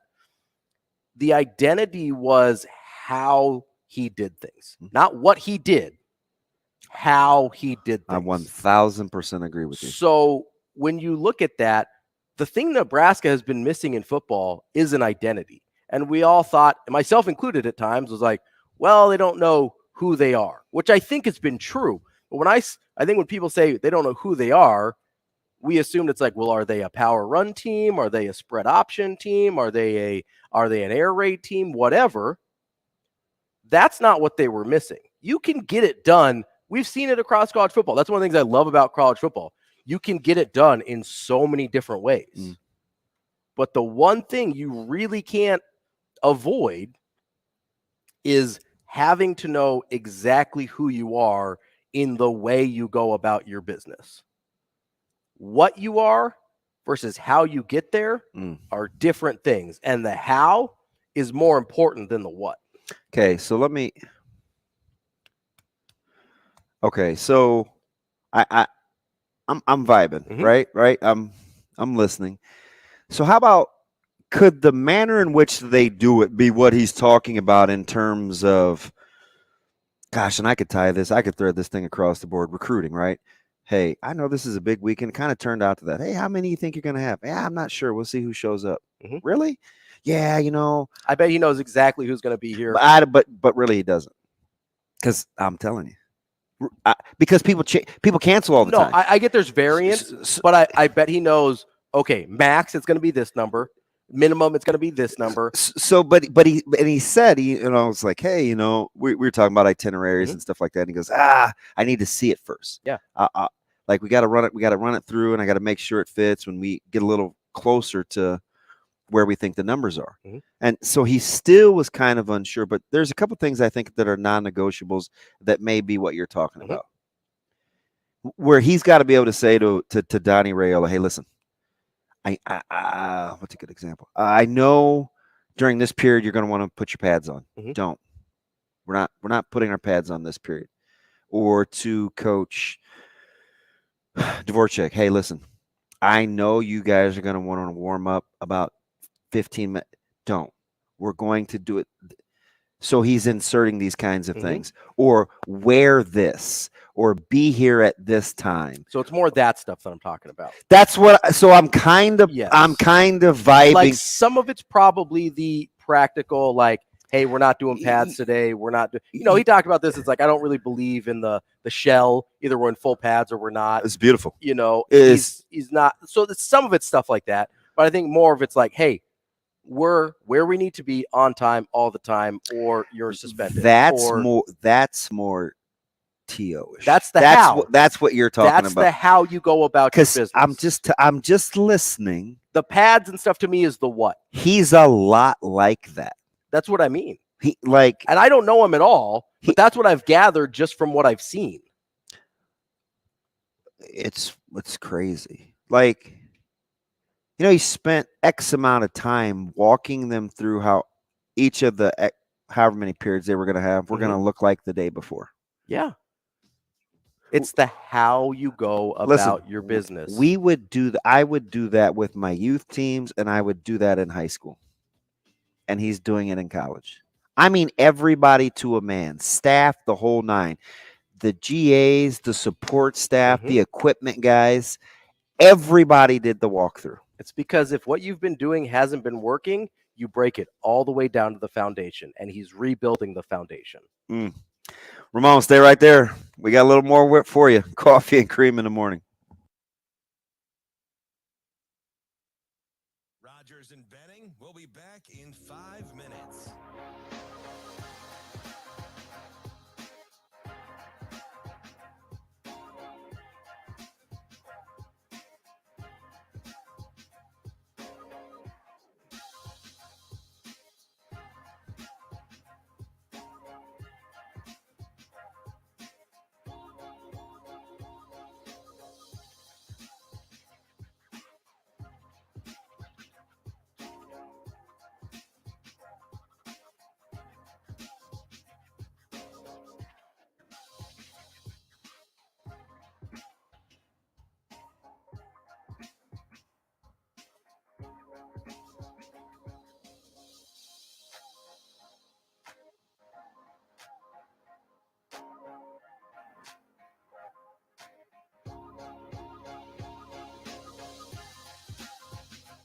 Rogers and Benning will be back in 4 minutes.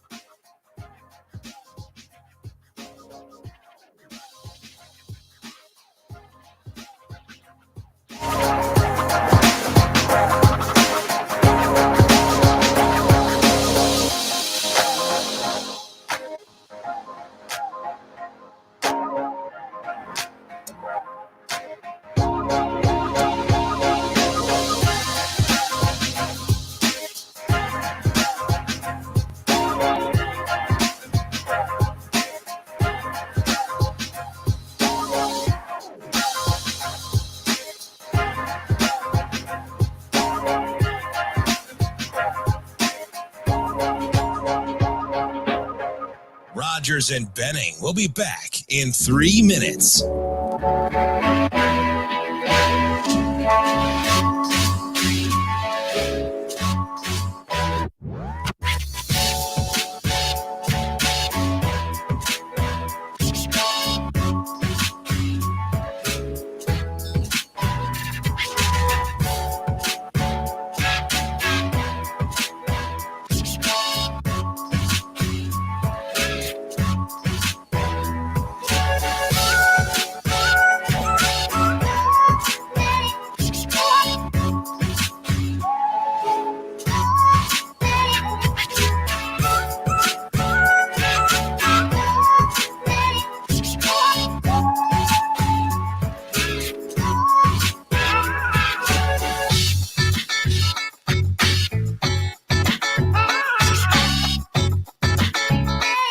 Rogers and Benning will be back in 2 minutes.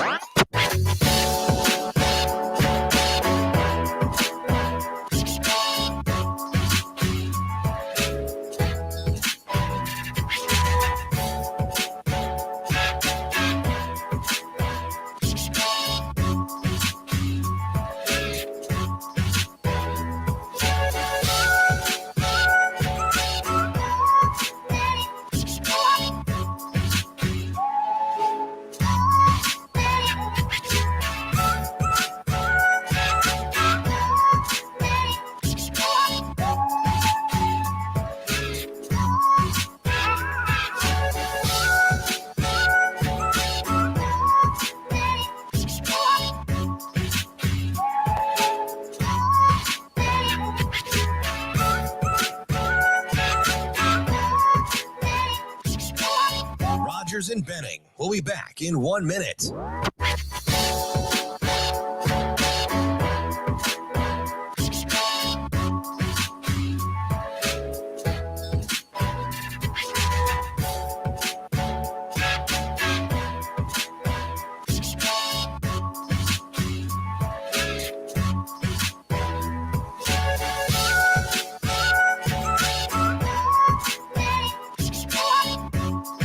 Rogers and Benning will be back in 30 seconds.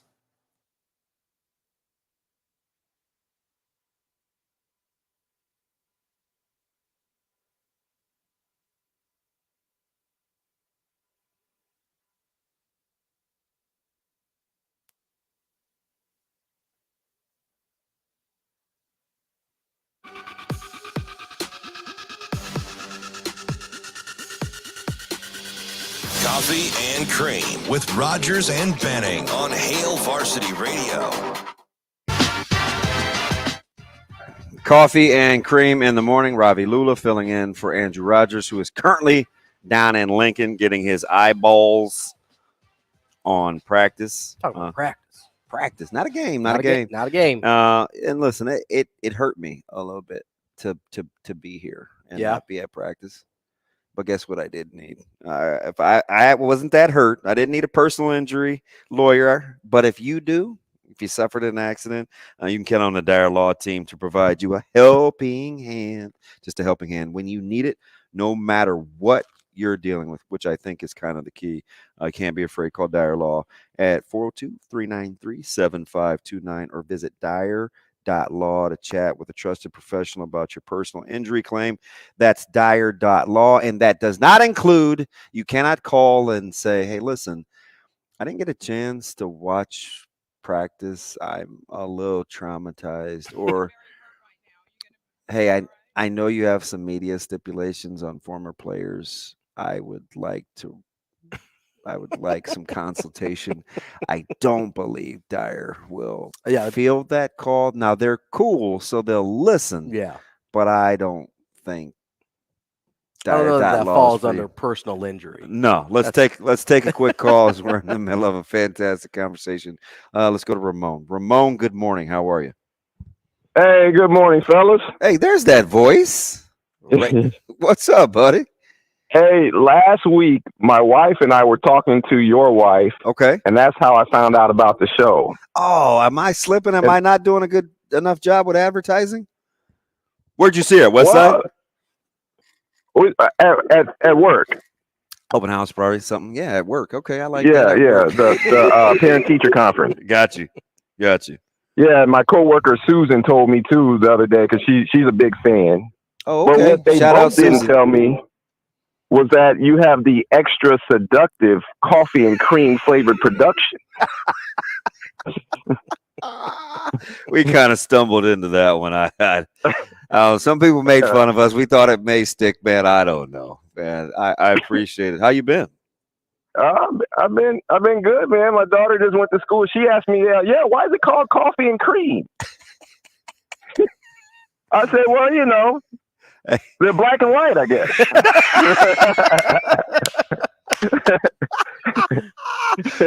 I'll explain that one later, man. You like what you're hearing? I'm excited. Shane is with the crew. Yeah. So. Listen, I couldn't do anything without my right hand man. Right? It's I listen. Some people need life preservers. I need Shane. Yeah, when Susan was telling me about it, she says, "Hey, man, I haven't heard from you, so I had to call in." Everybody knows the voice, man. But pretty soon, when we kind of get rolling, we got a couple movie reviews because I'm mad about a few things that are happening on Netflix. Okay, we'll have to address it and figure it out. So real quick, why are they going to these things that only have like 3 or 4 episodes and leave me with more questions than answers? I think some of them are just getting more popular because you can find those. You've been able to find those, but I just think they're having more notoriety lately. Yeah. Do you have anything that I need to be checking out before we let you go? You know what? I really haven't been watching much lately. I'll have to get back into it. Yeah. Let me know, man. I don't sleep much these days, so let me know what I need to be streaming. I will. I was just going to say real quick, this morning you were talking about moving. Mm-hmm. And when we moved into a new build, they watered the side nonstop. And after we moved in, we found out that our bill was based on an estimate, so it was completely obnoxious. Now, to MUD's credit, they fixed it when we called in, and they did it based on the actual count of the meter. But we didn't know they ever just estimate your bill to make it like $1,200. Hey, that's what happens when you get those big levies and you build, my man. I mean, good on you. Mr. 3.7, 3.6, I'm sure. Anyway, Ramon, I won't put you out there, man. Good to hear from you. All right, you too. I'll take it easy. That's my guy, man. One of the greatest voices in America. Not much he hasn't seen on television either. I want to go back to something that you were talking about with, because I'm kind of starting to put, a lot of it is making sense when I hear it. One of my coaches, and he's won a state championship and had a ton of success, so he pretty much knows what he's talking about. But he says the how is the most important part. Mm-hmm. Defines this is what we do. I wonder what a shock to the system, and I'm kind of talking to the guys now here and there periodically about the differences and not wanting to compare and contrast. Yeah. Because there's this stretch where you go, I can't believe we were doing it like X now that we know how to do it like Y. Because there's that spot where you're kind of in your feels. Yeah. And it takes some snapping out of kind of like as a player, because a couple, 2 or 3 things happen. You either feel guilty that you didn't know better, right? So you blame, there's that self-blame. Yeah. Or there's the self-pity where it's like, man, I can't believe I wasted X amount of time and we could have been doing it like this. And then there's the, man, I embrace it. Let's go. I'm all in. And there's a fourth, actually. Anger. Yeah. Or you just resist You're just it. mad. Yeah. You just you resist it. Yeah. Because you can't snap out of it. See, well, there's 2 versions of anger, right? There's the one where you're mad that people are changing things on you. And then there's one where you're mad that the last person didn't teach you right. Yeah. Oh, for sure. And that's why I was pretty proud. I was pretty proud. Like, I mean, I don't know. I'm like that. That's why I commended Ethan Piper, because I think it's hard for these guys to take the podium and be able to say, listen, man, we did what we were told. We didn't know any better.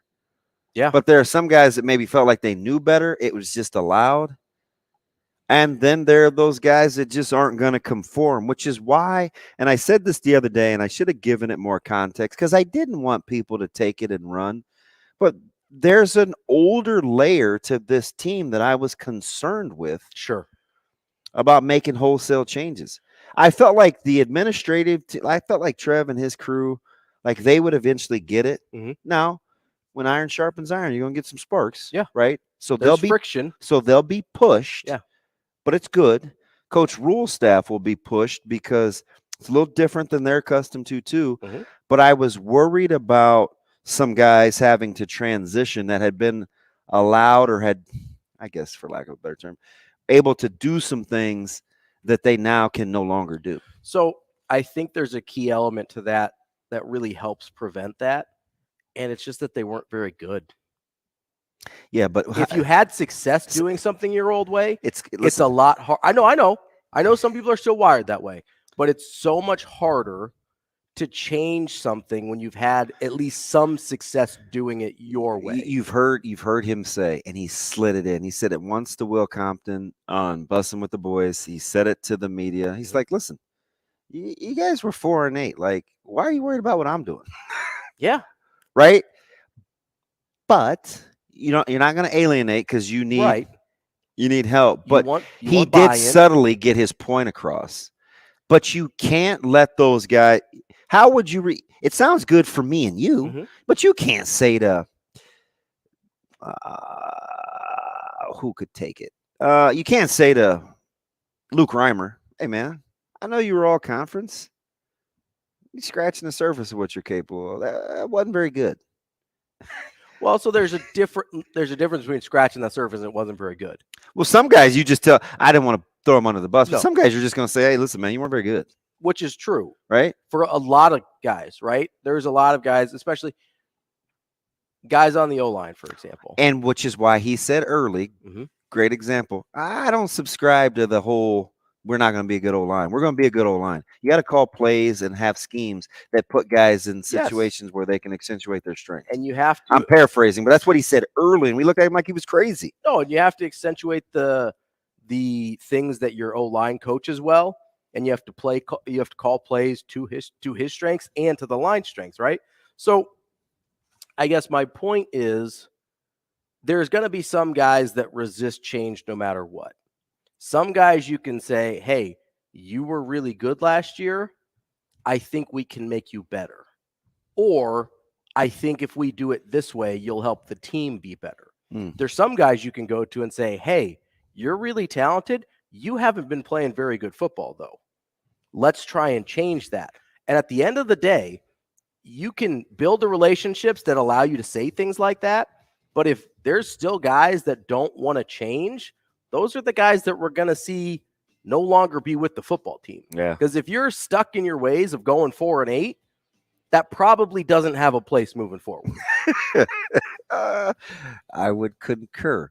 Fantastic, man. That's Ravi, Lulla. Shane's over there on the 1s and 2s. We're live from the H&A Chevrolet studio. Coming up, my man Vegas, B. Edwards, better known as Brian Edwards. Let's see if we can win you some money on Coffee and Cream. Rogers and Benning will be back in 4 minutes.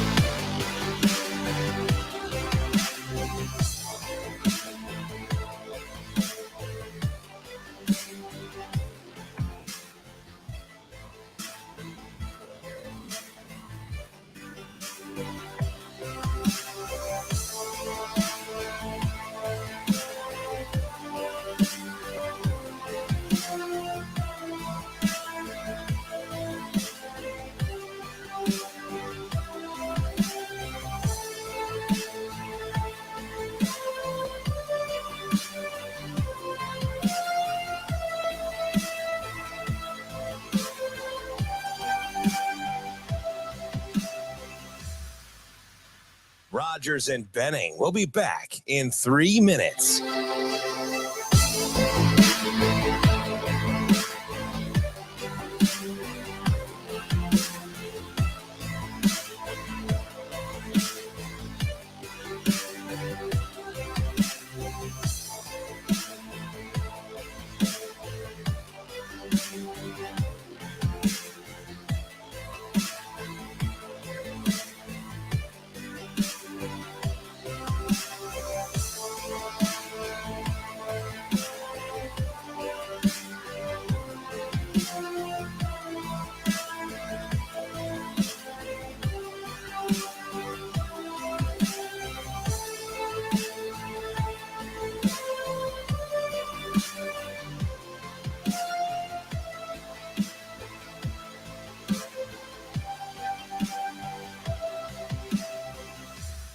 Rogers and Benning will be back in 2 minutes.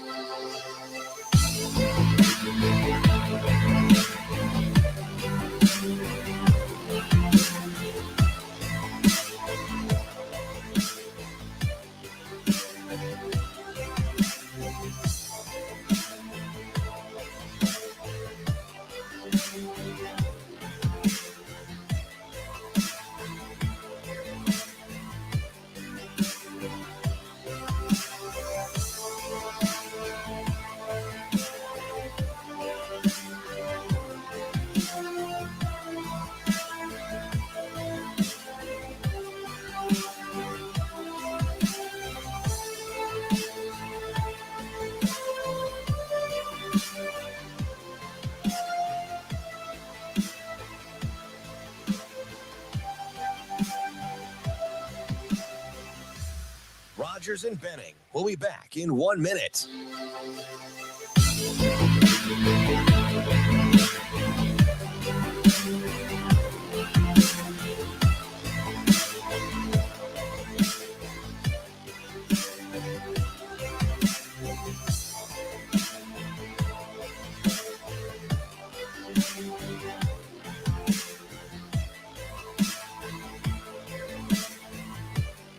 Rogers and Benning will be back in 30 seconds.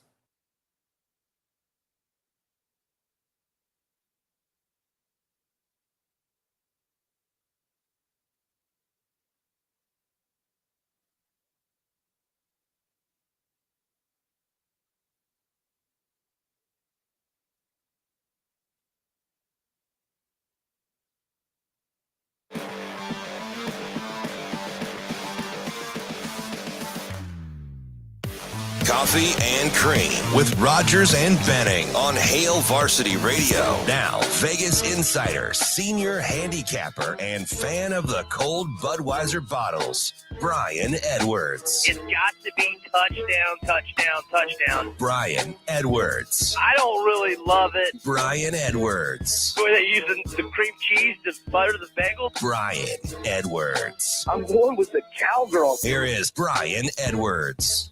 There he is at Vegas B. Edwards, majorwager.com, one of our favorites because he's a fantastic storyteller. Still upset over Kamara Usman, but B, good morning, man. How are you? Good morning, brother. But you had to enjoy that another just epic performance from Justin Gaethje last weekend. Yeah. Listen, how live we at. It's funny too. I was like, man, how live is plus 190? Like, that was pretty live. He's so sick of people picking against him in Vegas. Like, he just annihilates guys. Shame on me. I stayed away. I didn't play any of those UFC fights last week. I stayed away. I was just locked into the madness. But I did watch the Gaethje and the Usman fight. Hey, so sometimes, like, with no skin in the game, man, it's just fun to be a spectator. Absolutely. So what do we got? I think this one's interesting. I was talking with, Ravi was co-hosting last week, and I was saying this week, Michigan State always seemed like a team coming in this one that had another gear in them. But everybody sleeps on K-State, even though their backcourt is fantastic.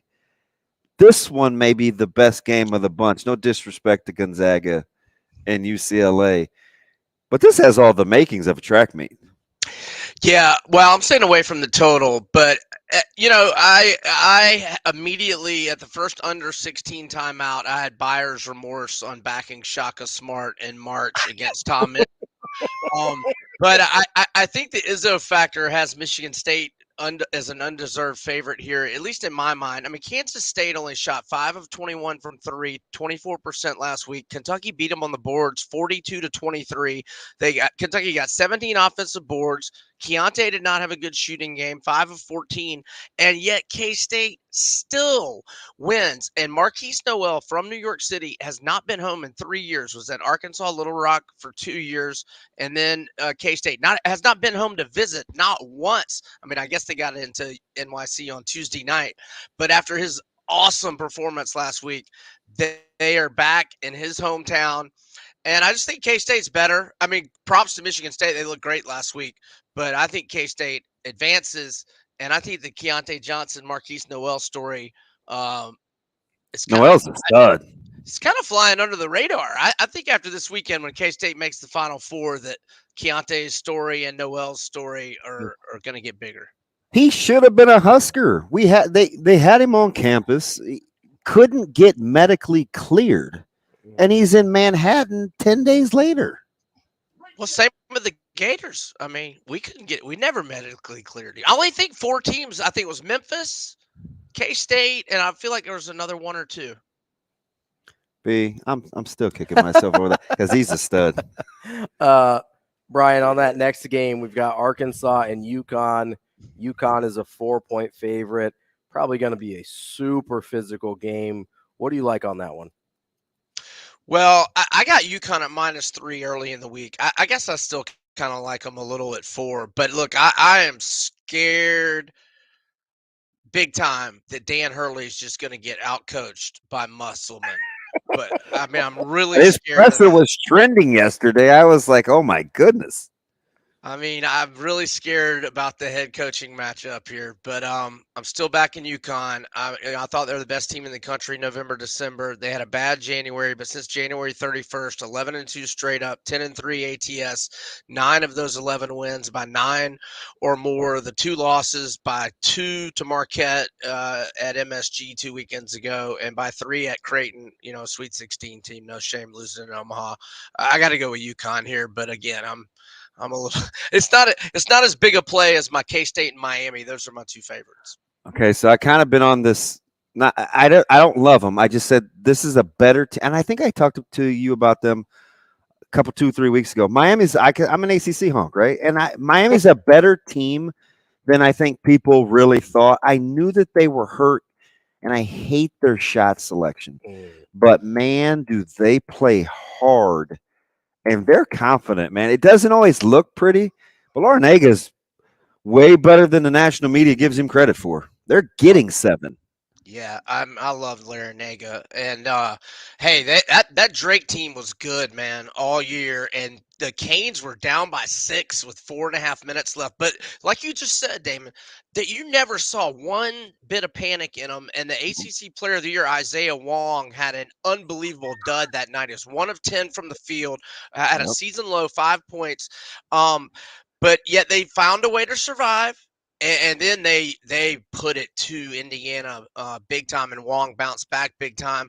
Look, they've won 11 of their last 13, but the two they lost, their double machine, Norchad Omir, who's back now, got hurt the first 2 minutes of the Duke game. They got killed on the boards. That doesn't happen if Omir's healthy.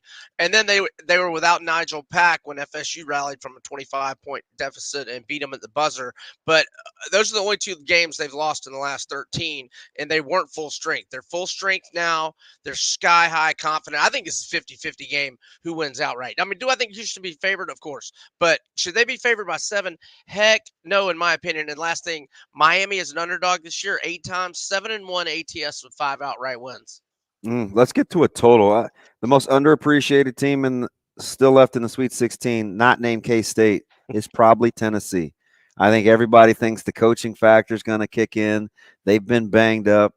They go through some horrendous scoring droughts, but boy, do they clutch, touch, and guard. FAU won't back down. What do you like here in the total? Yeah, so I'm going under. Now, I got it at 131 a couple of days ago. It's down to 129.5, maybe even 129. I still like it.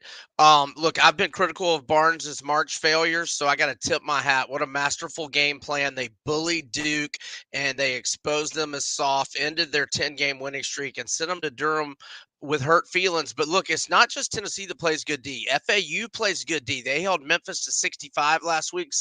Memphis averages 79.5 points per game. They held UAB to 56 in the Conference USA Tourney Finals. UAB averages 82.2.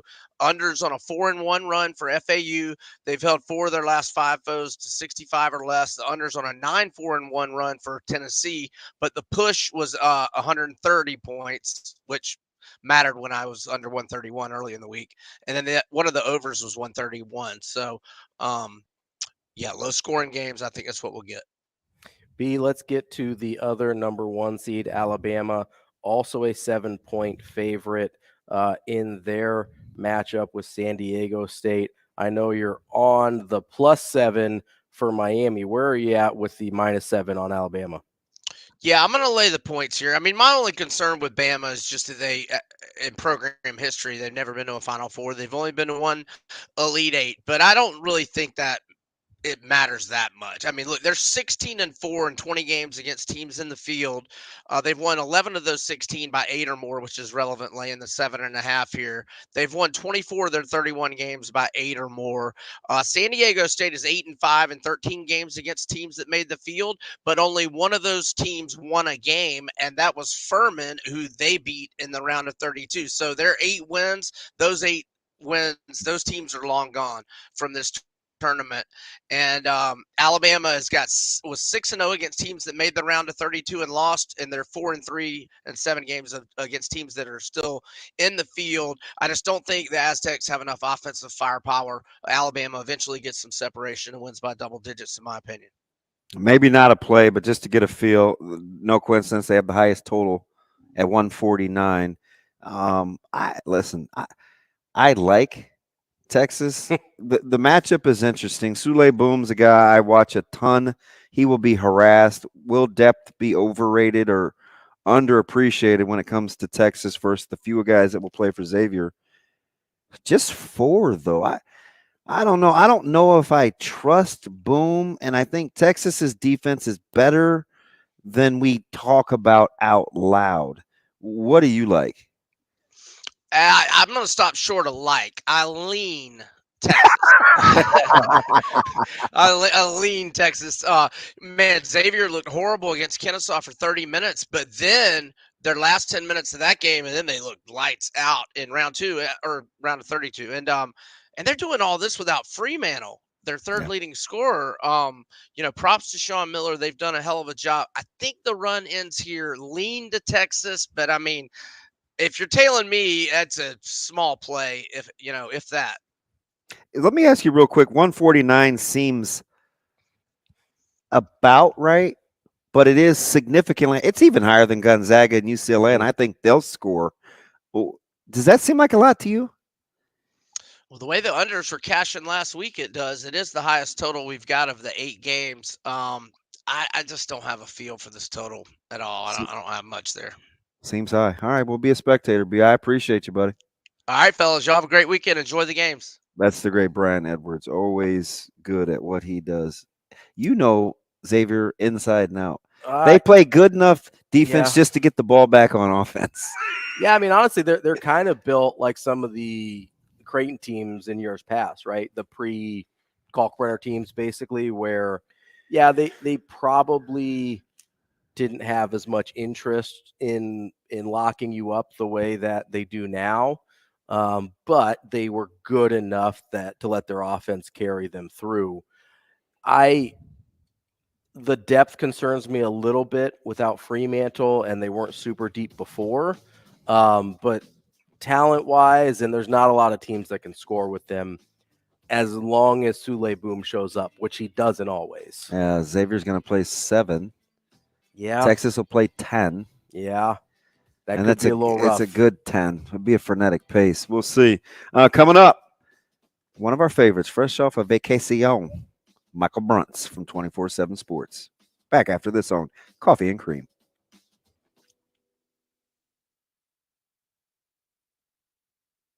Rogers and Benning will be back in 4 minutes.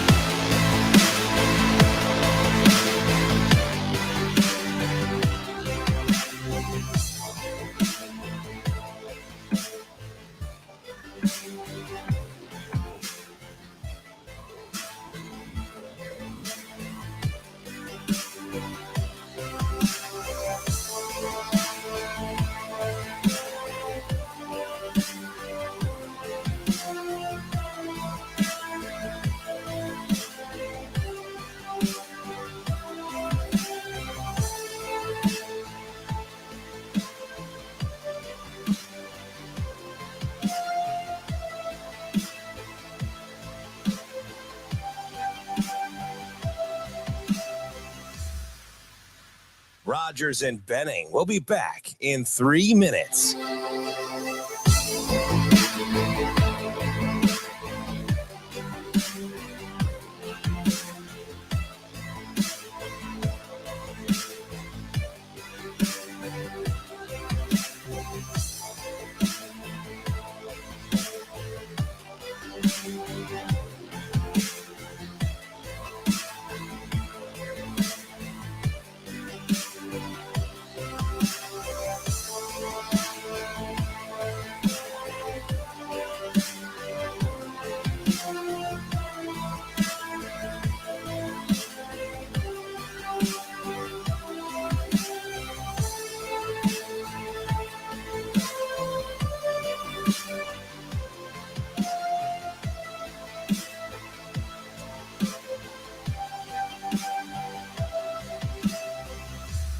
Rogers and Benning will be back in 2 minutes.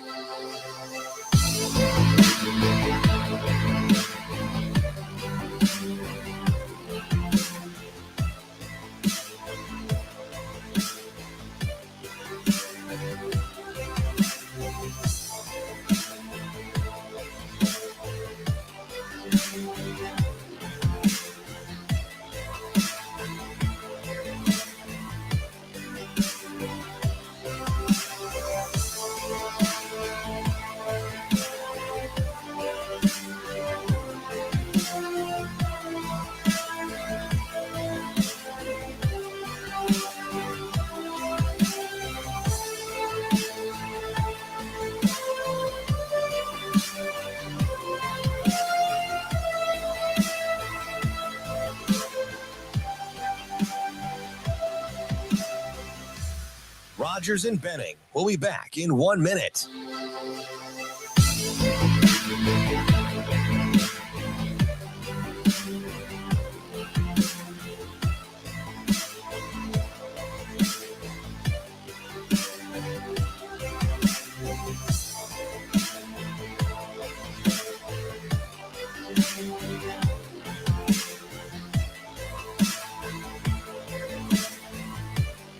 Rogers and Benning will be back in 30 seconds.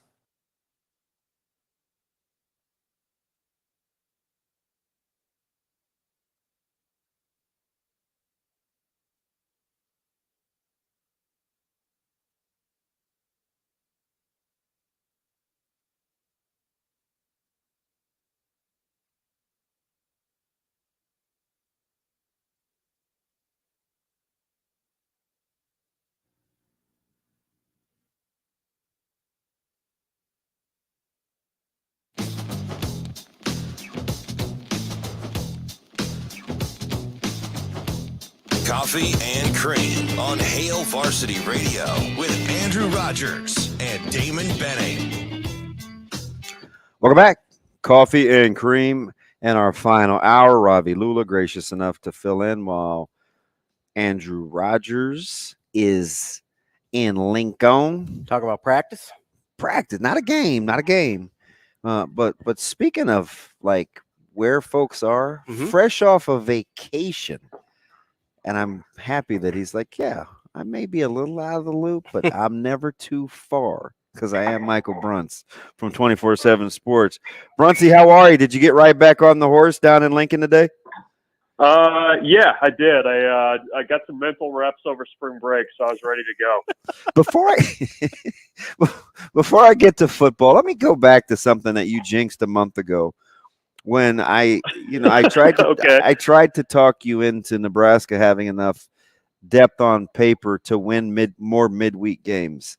You would not subscribe to that theory, and once again, last week or Tuesday happened, right? Like, are we trending? Is this is just a thing now? We're getting close, I think. The other night, I mean, you get like 70 pitches out of Will Walsh, who hasn't thrown more than an inning in his career. That's pretty remarkable. Like, that's the kind of game that you got to get over the finish line, and they just don't have arms that they, at least now, feel like they can really rely on. So it's going to be tough sledding, I think, unless you get guys like Shea Shanneman to be more consistent.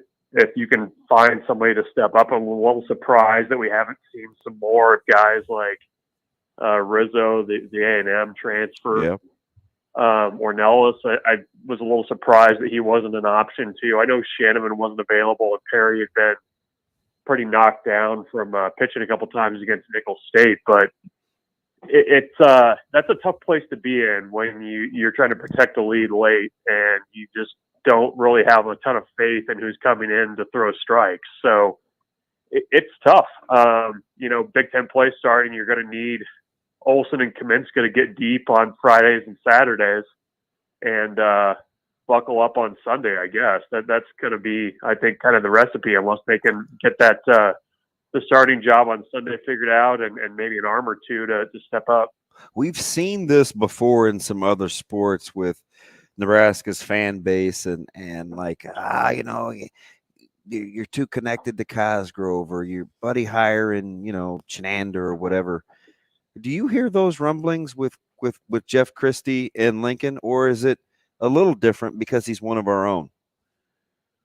No, I mean, you're starting to hear it. You heard some of it last year, and I think last year it was a little unjustified, in all honesty. I mean, you go back and look at the numbers that they put together as a staff with the offense that Nebraska had and the injuries that they had. I mean, they kept it between the ditches pretty well last year, all things considered, I thought. The thing that's been tough is you just haven't had enough young guys kind of ready to go to replace the guys you've lost. So, I think having Rob Childress on staff probably helps. I think he's involved as much as he can be. But it's just a thing of numbers now. I mean, you just need more arms that you can rely upon. And in college baseball too, I mean, having one or two guys that can come in a tough spot and give you a couple innings, they're gold. And they just don't seem to have that guy this year. I think they kind of thought Michael Garza could be that guy, maybe Caleb Clark, but they haven't done it for whatever reason. Bruntz, want to move on to football, and obviously we've got a huge recruiting weekend coming up here. Obviously, there's some big headline names. Is there anyone that's not being talked about a ton that you expect to be here this weekend that people should be paying more attention to? Is there anybody that's going to be here that we're not being talked about? Oh, shoot. I mean, there's 25 guys. I feel like we're talking about them all quite a bit. I mean, honestly, one of the big ones and it's not necessarily the one specific guy, but I think the fact that they're getting as many of the kind of national type recruits from the in-state kids on campus as well, I think that's important because you're starting to see guys take trips. I mean, Isaiah McMorris going to Penn State, Davon Hall's the same way. And I think it sends an important message when you have this massive recruiting weekend and you're getting those kids from home to come to, even though they're just right down the road. Like if you're having that conversation about how are you going to recruit Omaha differently, how are you going to recruit the state differently, that's where I think you kind of back up the talk a little bit. You could probably throw Carter Nelson in that category as well. I mean, there's a lot of stars out there, but I mean, you're getting him on campus again before he does his big string of visits. He's been on campus a couple of times already. That matters. And I mean, even today, I mean, you had Caleb Pyfrom walk in to practice as well. That's another important guy that I think they got to really work to get, but you're getting those visits now, and that's important. So I think, probably the local visits kind of catch my eye too, and who's coming, when they could be going anywhere else in the spring right now. Ah, that's interesting because I feel like that was a father co-host moment, right? Where I'm thinking to myself, wait a minute. I think Caleb's going fresh before he goes to Wisconsin and East Lansing next week. But to your point, right? Because, and I know it's hard for you guys, and I give you a ton of credit. Nobody wants to tell me about my son because I should know. So I think people just stay away from it.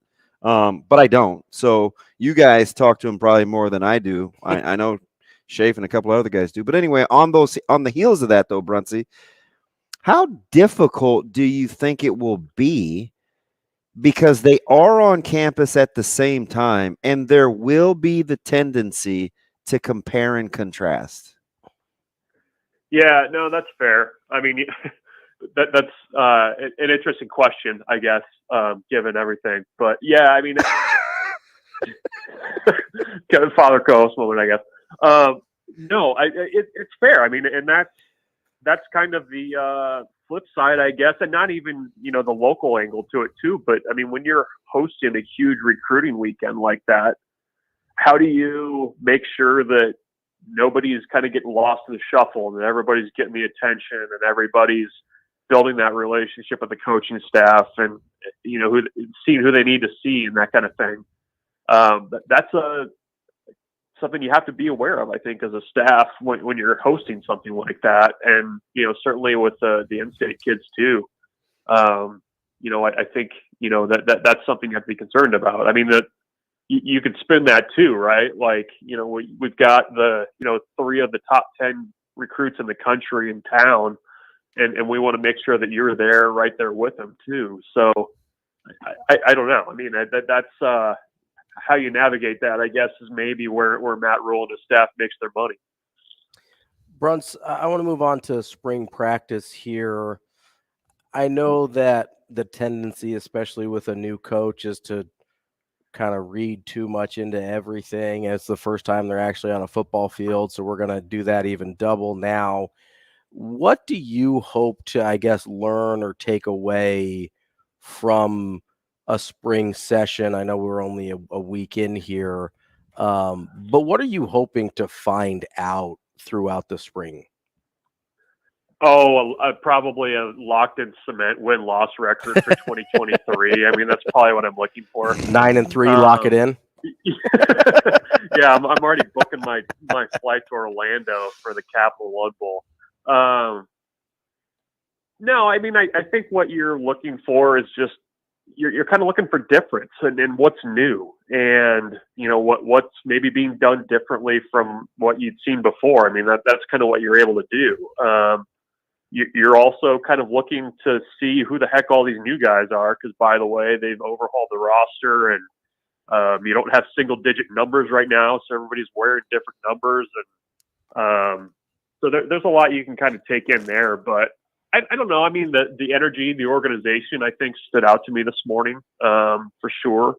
I think when you kind of listen to what the coaches were saying during the individual sessions and things like that, you could kind of hear the same words being used, and that I think that was really purposeful by the staff, and to me kind of gets to the level of organization that they're trying to get to, and they've had in the past. So that stood out. I don't know. It just seemed like there was a lot going on, but it didn't seem like there was much chaos at all. And I guess that's a good thing when you're, what was this, practice 3 or 4 already, into the spring. Totally playing into your philosophical realm here. I've said for probably a couple of months now, I don't think any good organizations, whether in a classroom, the private sector, can have a shared purpose, i.e. a common vision, without having common language. And we've heard Coach Rule say the notion of common language, he didn't call it that, but saying the same things builds in discipline and accountability. When you listen to the staff say a lot of the same things like you did this morning, who's benefiting more, the staff cohesiveness or the players getting it from the staff? Oh, probably the players. I think for sure. I mean, when you're getting a consistent message, I mean, that's one way you get buy-in. That's one way you figure out who's not bought in, I think. I'm gonna probably hear the phrase dominant contact in my sleep tonight. they said it so many times today. But I don't know. I mean, that stuff caught my eye. The other thing that kind of was interesting, I thought, when players came down before they ran onto the practice field, they had to check in, and they were checking to see if the back plate was covered, if the guy had his mouth guard, and kind of checking that out. I thought that was interesting. I mean, usually you kind of see guys bound down the stairs, run onto the field, but there was kind of that final check to make sure that everything was in place the way it should have been. And it's an accountability thing, and it's a message to the players that we're going to be a detail-oriented team. We expect you to adhere to those details, and I think players probably benefit from that a heck of a lot more, especially probably today's players, than maybe the coaching piece of it. Bruntz, how much do you think of those extra little details, the checking before you go out on the practice field, things like that? How much of that to you is establishing a baseline, and how much of that do you kind of expect to see as a permanent fixture of what the staff does? I think it's probably going to be permanent. I mean, probably the hope from their end is that you don't have to check it and police it as much as you go along. But I don't. The staff doesn't strike me as the kind that they're going to do something and then just completely abandon it. You know what I mean?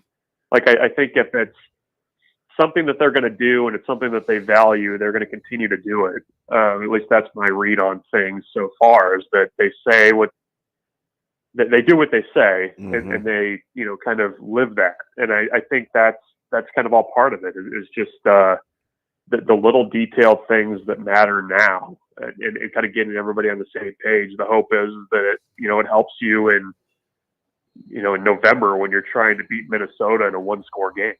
Ravi and I got into this philosophical thing about expectations and identity, and then we bottom lined it just as we talk through it, that the how is extremely important to this staff, and the how is explained along with the why, and then the byproduct will be the what.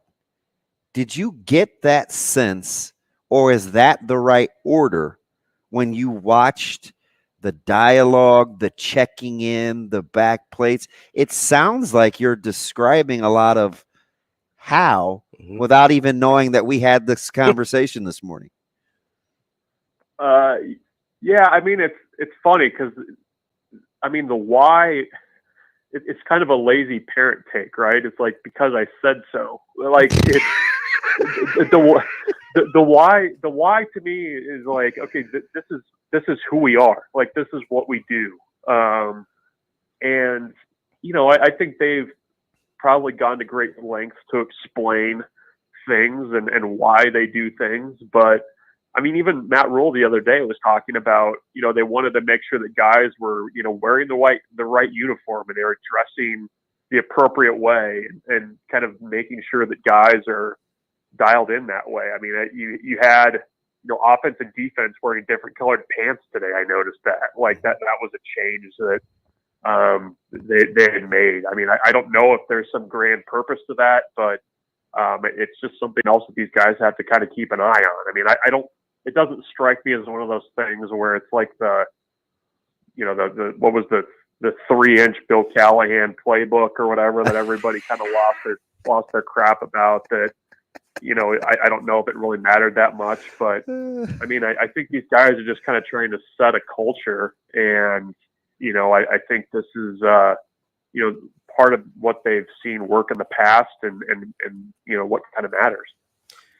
Bruntz, it seems like the buy-in from players has been pretty good so far. I'm sure there's some degrees of differentiation there, and I'm sure we'll see some more guys leave by the time spring is over. But I guess, how much of the apparent general buy-in do you think has to do with, I guess, just the lack of success that all these guys have experienced so far, so they're willing to try something new?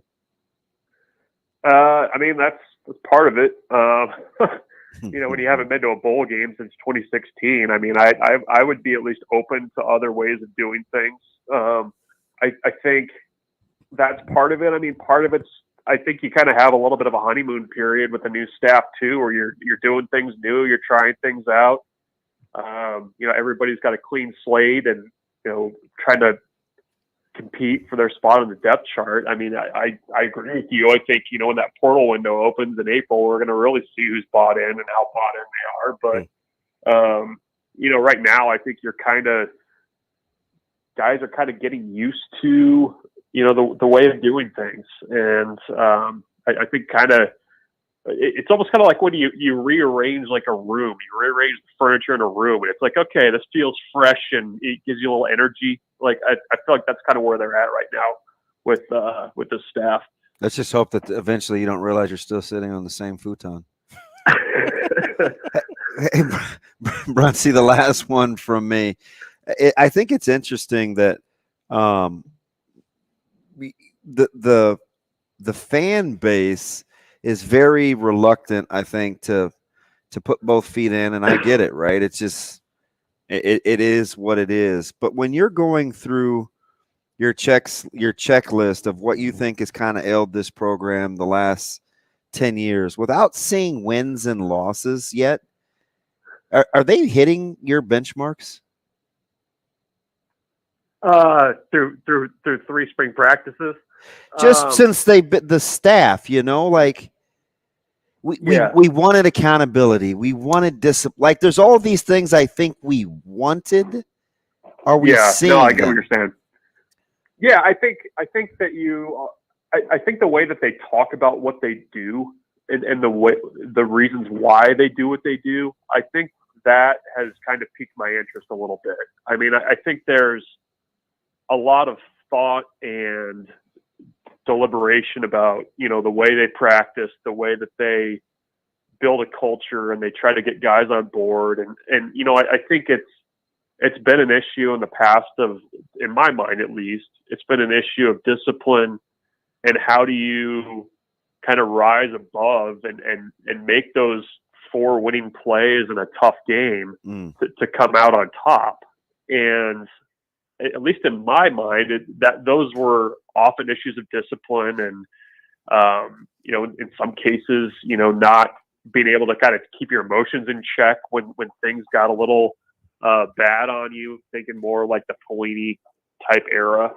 So I don't know. We'll see if this stuff matters and helps when you get to the season. But it seems like the boxes that they're trying to check now would potentially lead to more disciplined play, fewer turnovers, those kinds of things in the season. We'll see. But, I've been impressed to this point with the way that they've kind of gone about starting to kind of put the ground floor, I guess, with this program.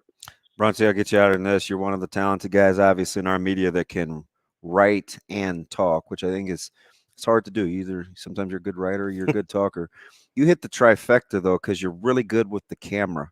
When you're watching this team, and not to go all underwear Olympics, but the body styles do seem to be vastly different. Can you see why they spent 2-3 weeks just watching mobility before they worried about weight? I'm probably not the best at that, but I think it makes sense to kind of, when you come into a program like that, to make sure that you've got a good read on where things are at before you just jump in with what you're going to do.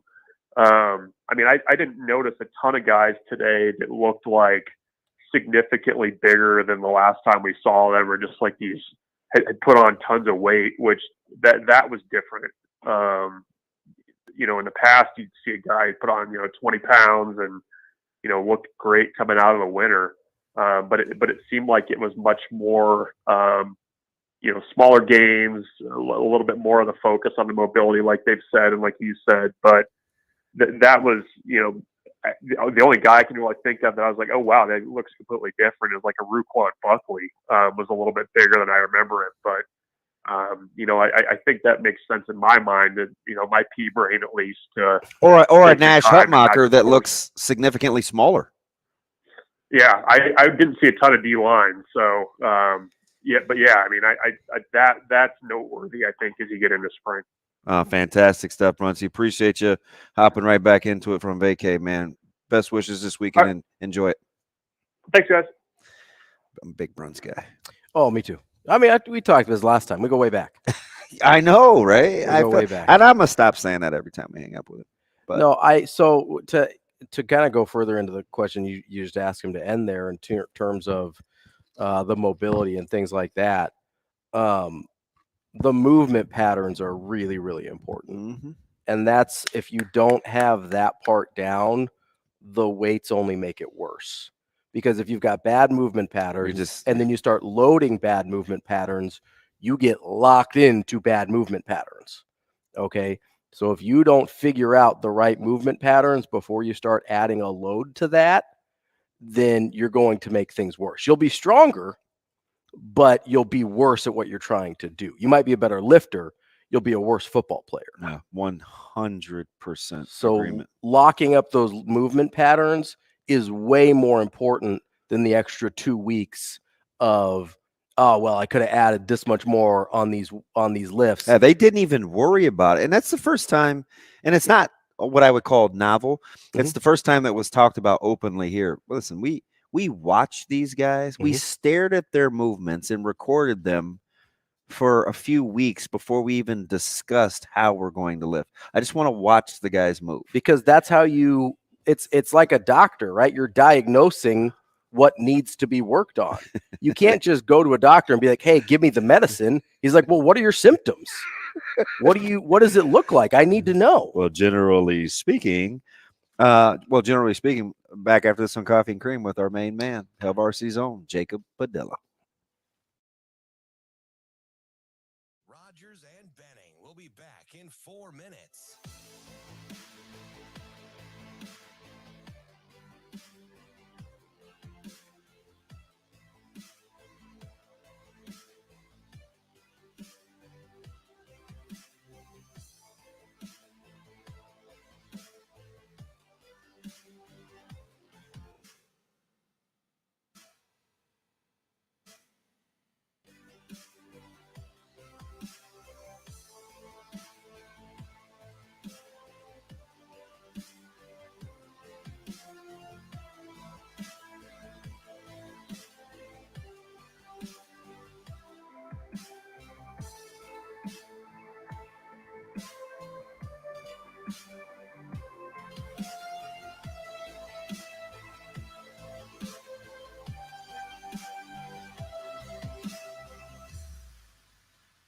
Rogers and Benning will be back in 3 minutes.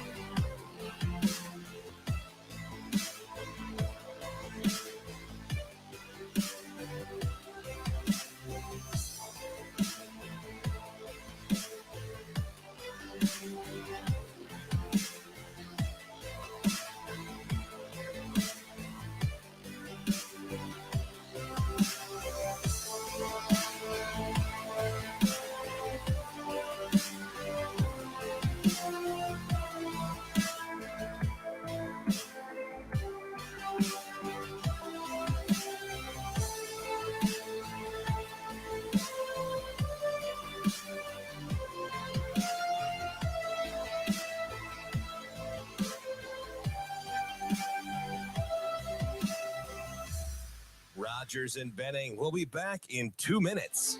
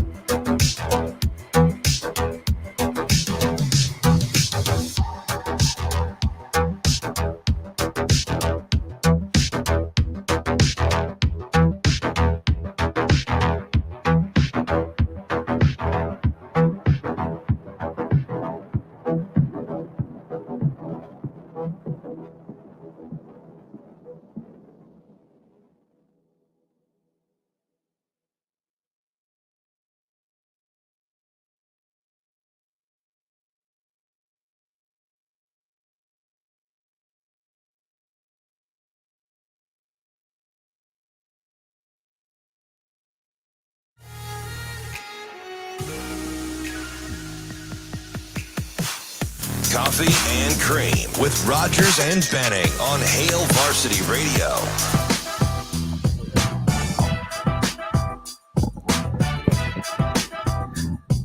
I think we're back. Does that mean we're back, Shane? We're just over here pretending to say naughty words. Yeah, don't say naughty words, but you're back. Is naughty too juvenile as we welcome you back to Coffee and Cream in the morning? Naughty's by nature. Yeah. You know me, DB, I'll swear. Yeah. Yeah, you don't. Hey, do we have Jacob with another 2 L's? Padilla? At least he corrected us in a hurry, right? He didn't let people say Padilla for a couple years. It's like, hey, man, it's Padilla. Yeah, no, he corrected me pretty quick. Did he? Yeah. You guys are still boys? Yeah, we're good. Okay, because I want to make sure You that can't we're take still that good. stuff. You can't take stuff like that personal. No, but I mean, if what if people were like, I'd correct Damien in a hurry. Oh, people say my name wrong all the time. What do they say, Ravi? Ravi. Yeah, Ravi, Ravi, all sorts of stuff. Right? Do they get the two L's together with Lulla? Yeah, every once in a while somebody will try and say it like Lulla, and I'm like, not Hispanic, no double L there. Wow.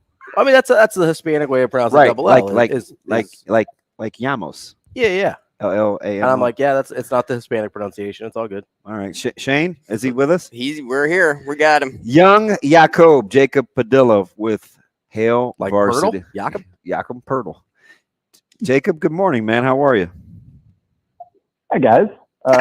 My double L is also pronounced like the L sound. So I like it. Yeah, we got that in common. Yeah, Padilla.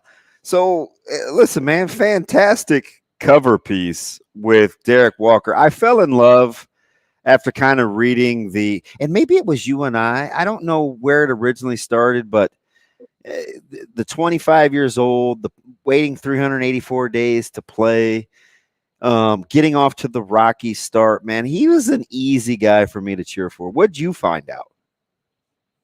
Yeah, for sure. And I focused on Sam Griesel for kind of in the preview issue of the magazine for the basketball season. And I felt like kind of closing it out on the other guy that kind of that made this team his own and kind of helped these guys kind of get that back to 500 and have a good season. So I felt like that would be a good place to finish. And as I talked to him, I was definitely glad I did it. First thing, I mean, got the idea just kind of diving into the numbers, and the gist of the story is we're talking about my feature in this month's Hail Varsity magazine on Derek Walker is just kind of the evolution of his game. And you look at it, every step of his career, he was basically a different player. He was different at Tennessee than he was that first year at Nebraska, and then that second year at Nebraska, and that third year, and talk about playing actually because he had a red shirt before that. So, I mean, you just look at, kind of dive into the numbers, and they used him completely different to the point where he kind of evolved into this point center here to close out his career this year. And it was kind of fascinating to dive into that and hear from him kind of walking through those various stages and how his game got to this point. Jacob, I want to touch on that kind of evolution of his game. And we saw it early on in the season when Nebraska played Creighton and beat Creighton. People forget that happened. But how much do you think the struggles that Creighton had with guarding him, which they had a really difficult time, was the fact that he was kind of playing a different style again this year that they'd only seen for a couple games after he made his debut on the season? That was totally different from how he had been in years past. Was that a factor at all in his success against Creighton, do you think? I'm sure it definitely played into it, especially with the way that Creighton's so like scouting report heavy, and they really dive into that and shape their game plan around what they see. And even Fred and Sam Griesel mentioned it too, and kind of the larger ball handling responsibility load. They kind of came up with that down in their hotel at their MTE when obviously Walker was still out, missed the first game, played his first game of the season, that second game down there. And kind of after seeing their struggle, especially against St. John's, where teams just trapped and harassed Griesel and they didn't really have an outlet option to beat pressure and all that, kind of put that in and realized that they were confident in Walker's ability to handle the ball, and just kind of put that in, and it became a huge part of the way they played the rest of the year. Kind of this season, like he was mostly a catch and finish guy at Tennessee, and a lot of that first year at Nebraska, but evolved into a pick and roll guy, a post up guy, and the evolution this year is kind of the ISO plays, and that goes with the ball handling and kind of the completely different role this year, where you look at his first 4 seasons of college basketball, he had 14 total isolation possessions, according to Synergy.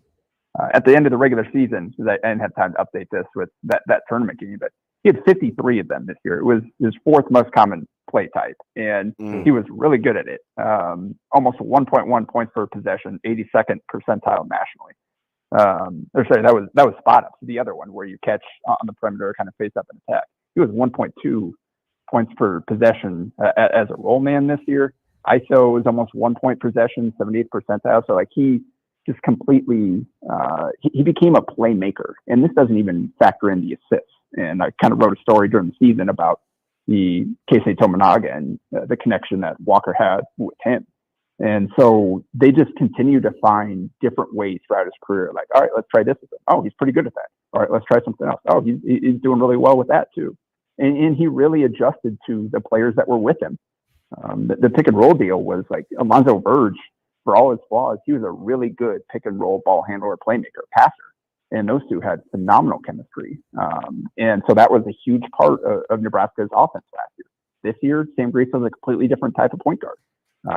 So the pick and roll volume went way down, but the ISO picked up, and the kind of the spot ups where you're catching and looking to attack. So he just really continued to work on his game and adapted to what the team needed of him and what his best fit would be with the other players on the roster. Jacob, I got to take advantage of the fact you're down at practice. Got some early snapshots of what's going on. Does this look like the type of team that will be distracted with this recruiting weekend coming in based on what it is that they know that they really need to do to win games, and that's get better this spring? Yeah, no, I think I'm sure that they've got everything compartmentalized. They were certainly engaged out there in the practice field. Everybody was taking part. A different interesting thing that I found that just kind of jumped out to me is they didn't really split up by position. They kind of mixed and matched the groups. Like he had groups with offense and defense going through kind of the same drills.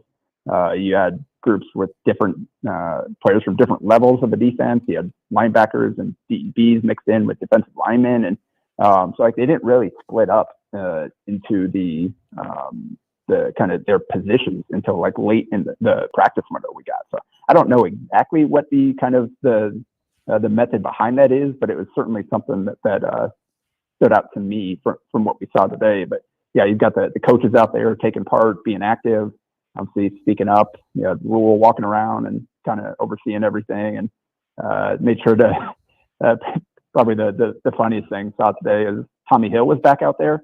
And Rule walked over, saw him, was like, "Oh, who's this guy?" and pulled out his phone and like took a picture of him, got up in his face, like, who's the new guy on the practice field? So, yeah, Anthony Grant was out there too in a non-contact green jersey. So, yeah, didn't get to see a ton today, but those are some of the highlights, I think. Always interesting to see the method to his madness. I'm sure Tommy Hill birthday, him tweeting out pictures of his truck and his dog did not warm the cockles of one Coach Rule's heart when you're currently not practicing. Yeah, well, he's back out there today, so it's probably a good step forward for those guys. They had a handful of guys that are still in the green non-contact, but they were still able to participate in the drills they were going through. Teddy Prohaska was out there in a green jersey, Javen Wright, a few other guys, Jake Applegate was. So only a small group of guys that were in kind of the gold non-practice jerseys off on their own. Jacob, real quick here before we got about 40 seconds. I'm going to ask this question because DB can't. Wait. So we were talking about the recruiting weekend, and I know you don't get real deep into the recruiting the way you do some of the other stuff, but I know you're very familiar with a guy in Caleb Benning. Are people not paying enough attention because DB's here? But, like, that's a pretty big guy that's coming on campus this weekend, too. I mean, as good as some of the other guys in the state, right? Like, what am I missing here? Great student, too. Academic All-State I saw today. So here we go. Everything but playing. Yeah. I'm just saying, it seems like people aren't paying attention. I think that'll change here as we continue. Good senior season, I'm sure he'll have. So, yeah. You're the man, Jacob. Appreciate you. Yeah. Back after this, we'll talk a little college hoops. My man Ravi going to bat for me. God bless him.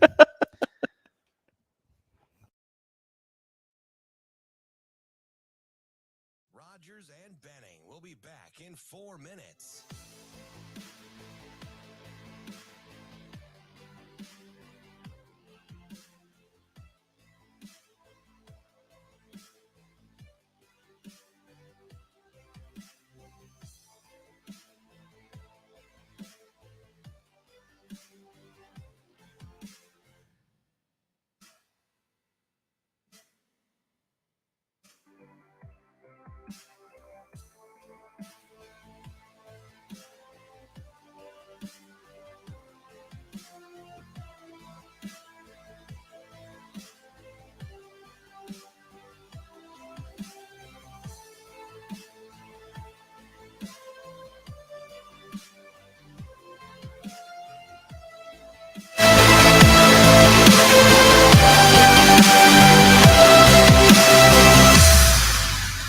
Rogers and Benning will be back in 3 minutes.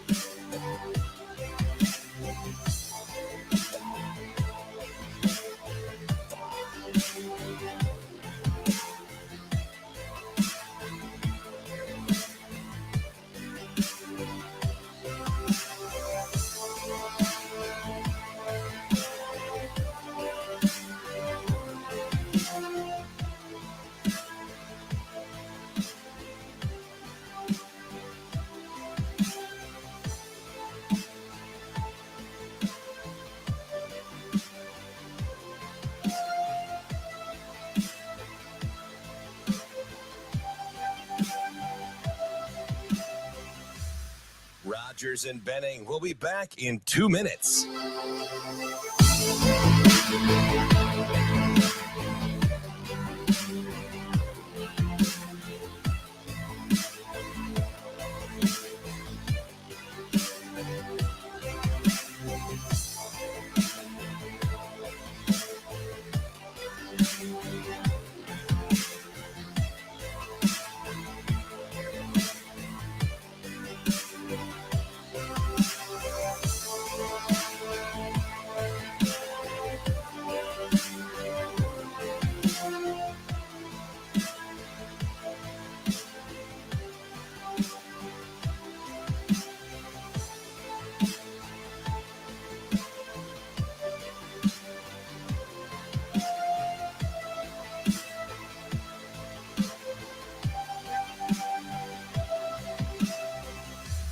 Rogers and Benning will be back in 1 minute.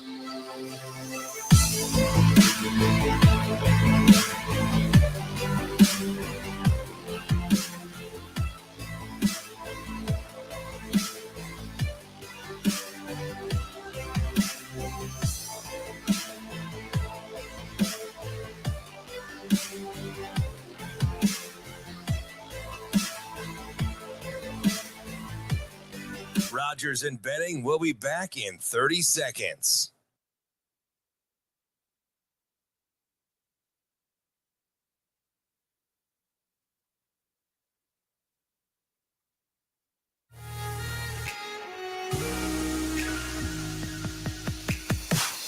Coffee and Cream with Rogers and Benning on Hail Varsity Radio. For the second time in NCAA tournament history, a 16 has beaten a 1, and the FDU Knights are that 16. The Zags make it 8 straight, Sweet 16s. Final seconds come off the clock. How sweet it is for Miami. And Creighton has done it. Punches its Sweet 16 ticket for the second time in 3 years. A lot of great voices. Lisa Byington, Kevin Kugler, my very own, my bestie. As we are closing out Coffee and Cream, appreciate you fine folks being a part of what we do with a guy that does a lot of good work for CBS Sports. We won't give a chance to take advantage of his football acumen, but he'll cover that too for CBS Sports. Right now, we're talking hoops, and in particular madness, as we welcome in David Cobb from CBS Sports. David, good morning. How are you? Hey, good morning, guys. I'm doing well. Pretty excited about the slate we've got ahead the next few days. Hey, how often, because it seems like this nationally, and I get it, left coast, it used to be football after dark, but Gonzaga and UCLA are going to take to court. It's a fantastic matchup, and for some reason, I get the sense it's an afterthought. How is that possible? It shouldn't be an afterthought. I can guarantee you that, because if recent history is any indication, probably going to have a legendary type of game there. You remember it was just 2 years ago that Jalen Suggs hit that buzzer beater in the COVID tournament for Gonzaga to beat UCLA. One of the greatest shots in NCAA tournament history. It might Johnny be Juzang was going bananas. Yes, it was a classic, and I don't know if we've forgotten about that because we just want to forget everything that happened in a quote COVID bubble. But that was a thriller, and you got some of the main characters from that game back. Drew Timme still around. Julian Strawder played a role for Gonzaga. He's one of the key players now in this game. And then, of course, with UCLA, you still have Jaime Jaquez and Tiger Campbell and those guys. So I think we've got all the ingredients of a really good game there. David, wanted to ask you about Creighton. So, obviously, Omaha, Nebraska here. Assuming they can get past Princeton, which I'm not taking for granted, because I know Princeton's hyper efficient. But if they do, is Alabama beatable by a team like Creighton if Alabama advances as well? Because you just look at high-end talent, and Alabama's obviously got Brandon Miller. Creighton doesn't have anyone of that high-end NBA lottery caliber. How does that potential matchup work in your head?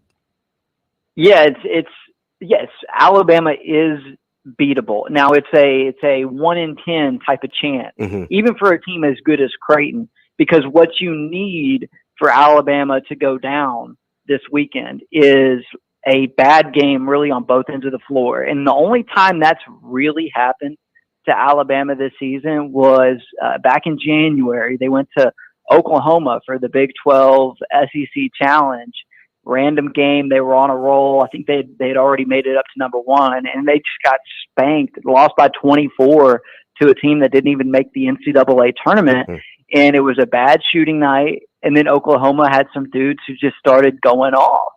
And I do think Creighton has those type of dudes who can go off. I saw Baylor Shireman in person put the team on his back on the road at Seton Hall, a month or so ago.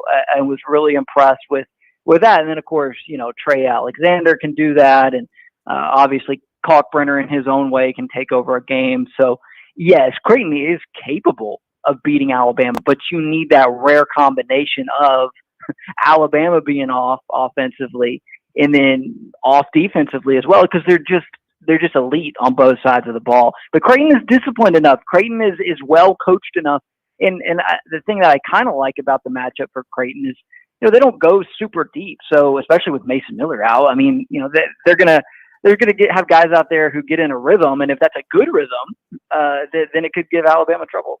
And it's interesting because all the games tonight, and I love it, are 5 points or less according to Vegas. So whether that means they'll be tight games, the expectation level is that they'll be tight, and that includes Tennessee and Florida Atlantic. Is Tennessee underappreciated because of their health and lack of offensive prowess, or is Florida Atlantic finally getting the respect that their regular season says they should get? Yeah, I think it's probably the second part of that, because FAU is not a fluke. They aren't a cute Cinderella team, really. That's Princeton. That's Fairleigh Dickinson. So FAU is just an all-around good basketball team with some dudes. I mean, they are one of the deepest teams in the country. They're a really good three-point shooting team, and they get after you defensively. There's just not a ton of obvious weaknesses on FAU's part. They rebound well, even though they're small. That's one thing I think this tournament has taught us, is that rebounding isn't so much about size as it is about effort, as it is about a coordinated strategy to attack the glass. And if you have that, you can mitigate a size disadvantage, and FAU has a size disadvantage against Tennessee. I'm curious to see how this game plays out, because the types of teams that have given Tennessee problems this year are those FAU teams, those undersized, up-tempo teams that can get hot from the outside, because on those rare instances when you can take advantage of Tennessee's defense with a group like that, Tennessee just doesn't have the offensive firepower to keep up. So this is a tough spot for the Volunteers tonight. I want to ask you about UConn and Arkansas. One of the more interesting matchups in my mind. UConn at times this year looked like the best team in the country. Arkansas with some really high-end talent and has been a little more up and down. What do you make of that matchup? Do you see a clear advantage one way or the other? Yeah, I kind of like UConn because I think there's just so many different ways that UConn can beat you. Really, the only way that Arkansas can beat you is to get you sped up, turn you over, get out on the break, or break you down off the dribble with some talented guards. But one, UConn's pretty good defensively. They don't have a lot of guys out there who can get broken down off the dribble. And UConn with Sanogo inside, he was so dominant on the first weekend that you're almost going to have to double team him. And when you do that, UConn has the shooters around him to make you pay for it. So it's almost like a pick your poison situation with the Huskies, because it's either, all right, let Sanogo do his thing on the interior, or be okay with UConn getting some good looks on the outside.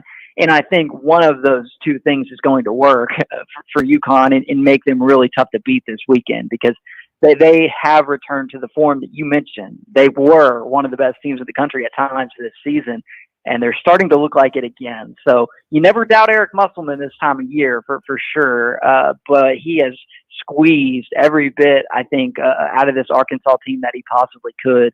And, man, you know what? Maybe I'm wrong. Maybe he makes another Elite Eight run. But I just think UConn is playing some really good basketball right now. Maybe it's the Izzo factor, and it is March. And I did say early on, said it too much now, Michigan State seemed like the Big Ten team that had the most room for growth the last third of the season. But tonight, if it's a guard-driven game, which I believe it is, who has the better backcourt, in your opinion, Kansas State or Michigan State?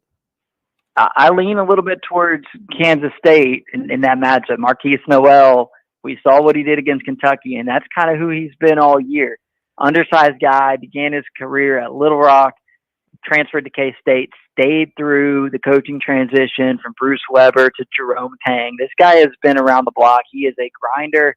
He is a gamer. Tyson Walker's been awesome for Michigan State. He's from New York, too. He's that gritty, undersized transfer, formerly overlooked. It's a phenomenal matchup in that way. But I like the complementary piece there that K-State has and Marquise Noel has in Keontae Johnson. He's not really even a complimentary piece. He's their leading scorer. He can be their best player.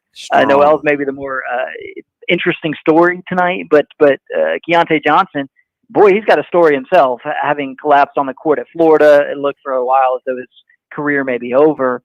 He resurfaces in the Big 12 and helps lead this turnaround with Kansas State. So I like K-State's backcourt. They've got a third guard there in Desi Sills, who kind of does it all. And I don't think Michigan State's guards are big enough to punish Kansas State for playing relatively small. So I like K-State's guards in the matchup. Front court, Noel's got he's got to take better care of the basketball. Hauser, but you're right; it's a guard-driven game, and I like the edge that K-State has there. David, want to zoom out a little bit here with you. You've got half of your ones and twos are gone already. Who do you think has both the ability and kind of the cleanest potential path to being crowned as national champion? Well, I definitely think Alabama's path is the most favorable. And no, don't get me wrong. San Diego State's going to try to drag them into the mud. Oh yeah. Try to out-physical them, out-muscle them. Creighton is a very well-coached team. Neither one of these games is going to be easy for Alabama, but if you really step back and look at who has the most favorable path, or who would have the most favorable betting odds to reach the Final Four as of this moment, it is Alabama. They are so talented, so deep. There's off-court controversy there that makes them less likable. But if you kind of take off the take that away and just think about it strictly from a basketball perspective. If you're filling out a bracket, Alabama has the best path, and Houston not far behind. I think they, obviously deserving of their number 1 seed. Got a tough matchup with Miami. I like Houston, and then UConn would be another team who I think quietly, because of how well they're playing, has a reasonable path. But all told, it's Alabama out of that South region with the clearest path to the Final Four. Did Notre Dame get it right with Shrewsbury, even with the overtures and the rumors and the Coach Mack stuff? Do you like Shrews and Notre Dame? Yeah, I do. I think that, honestly, not all that much of a schematic departure from the way Mike Bray played at Notre Dame. Because if you go and look, Bray's teams in Notre Dame, especially the last several years, shot a ton of 3-pointers and didn't always have that big-time bruiser on the interior. And that was very much who Penn State was this past season. So I think schematically it makes a lot of sense. Notre Dame, they're going to be getting a younger, more savvy version maybe of what they had, which I think is a good thing. Bray was really good there for a long time. And 2 of the last 3 seasons, it didn't go particularly well, but they did win an NCAA tournament game a year ago. So that program isn't at rock bottom, even though they had a bad year. Shrewsbury is going to have a chance to come in there and scheme up the ACC at a time when that league is really down and really struggling. I mean, there's a chance here for Shrewsbury to immediately sort of make Notre Dame a basketball power, a top third of the ACC type of group. And I think what he showed at Penn State in just 2 years suggests he can do that. David, appreciate your time, man. Enjoy the weekend. Should be fantastic. All right, guys. Thanks. Appreciate Ravi, Lulla, all our guests, Shane Schillerberg, Coffee and Cream. We're back tomorrow, 7 a.m.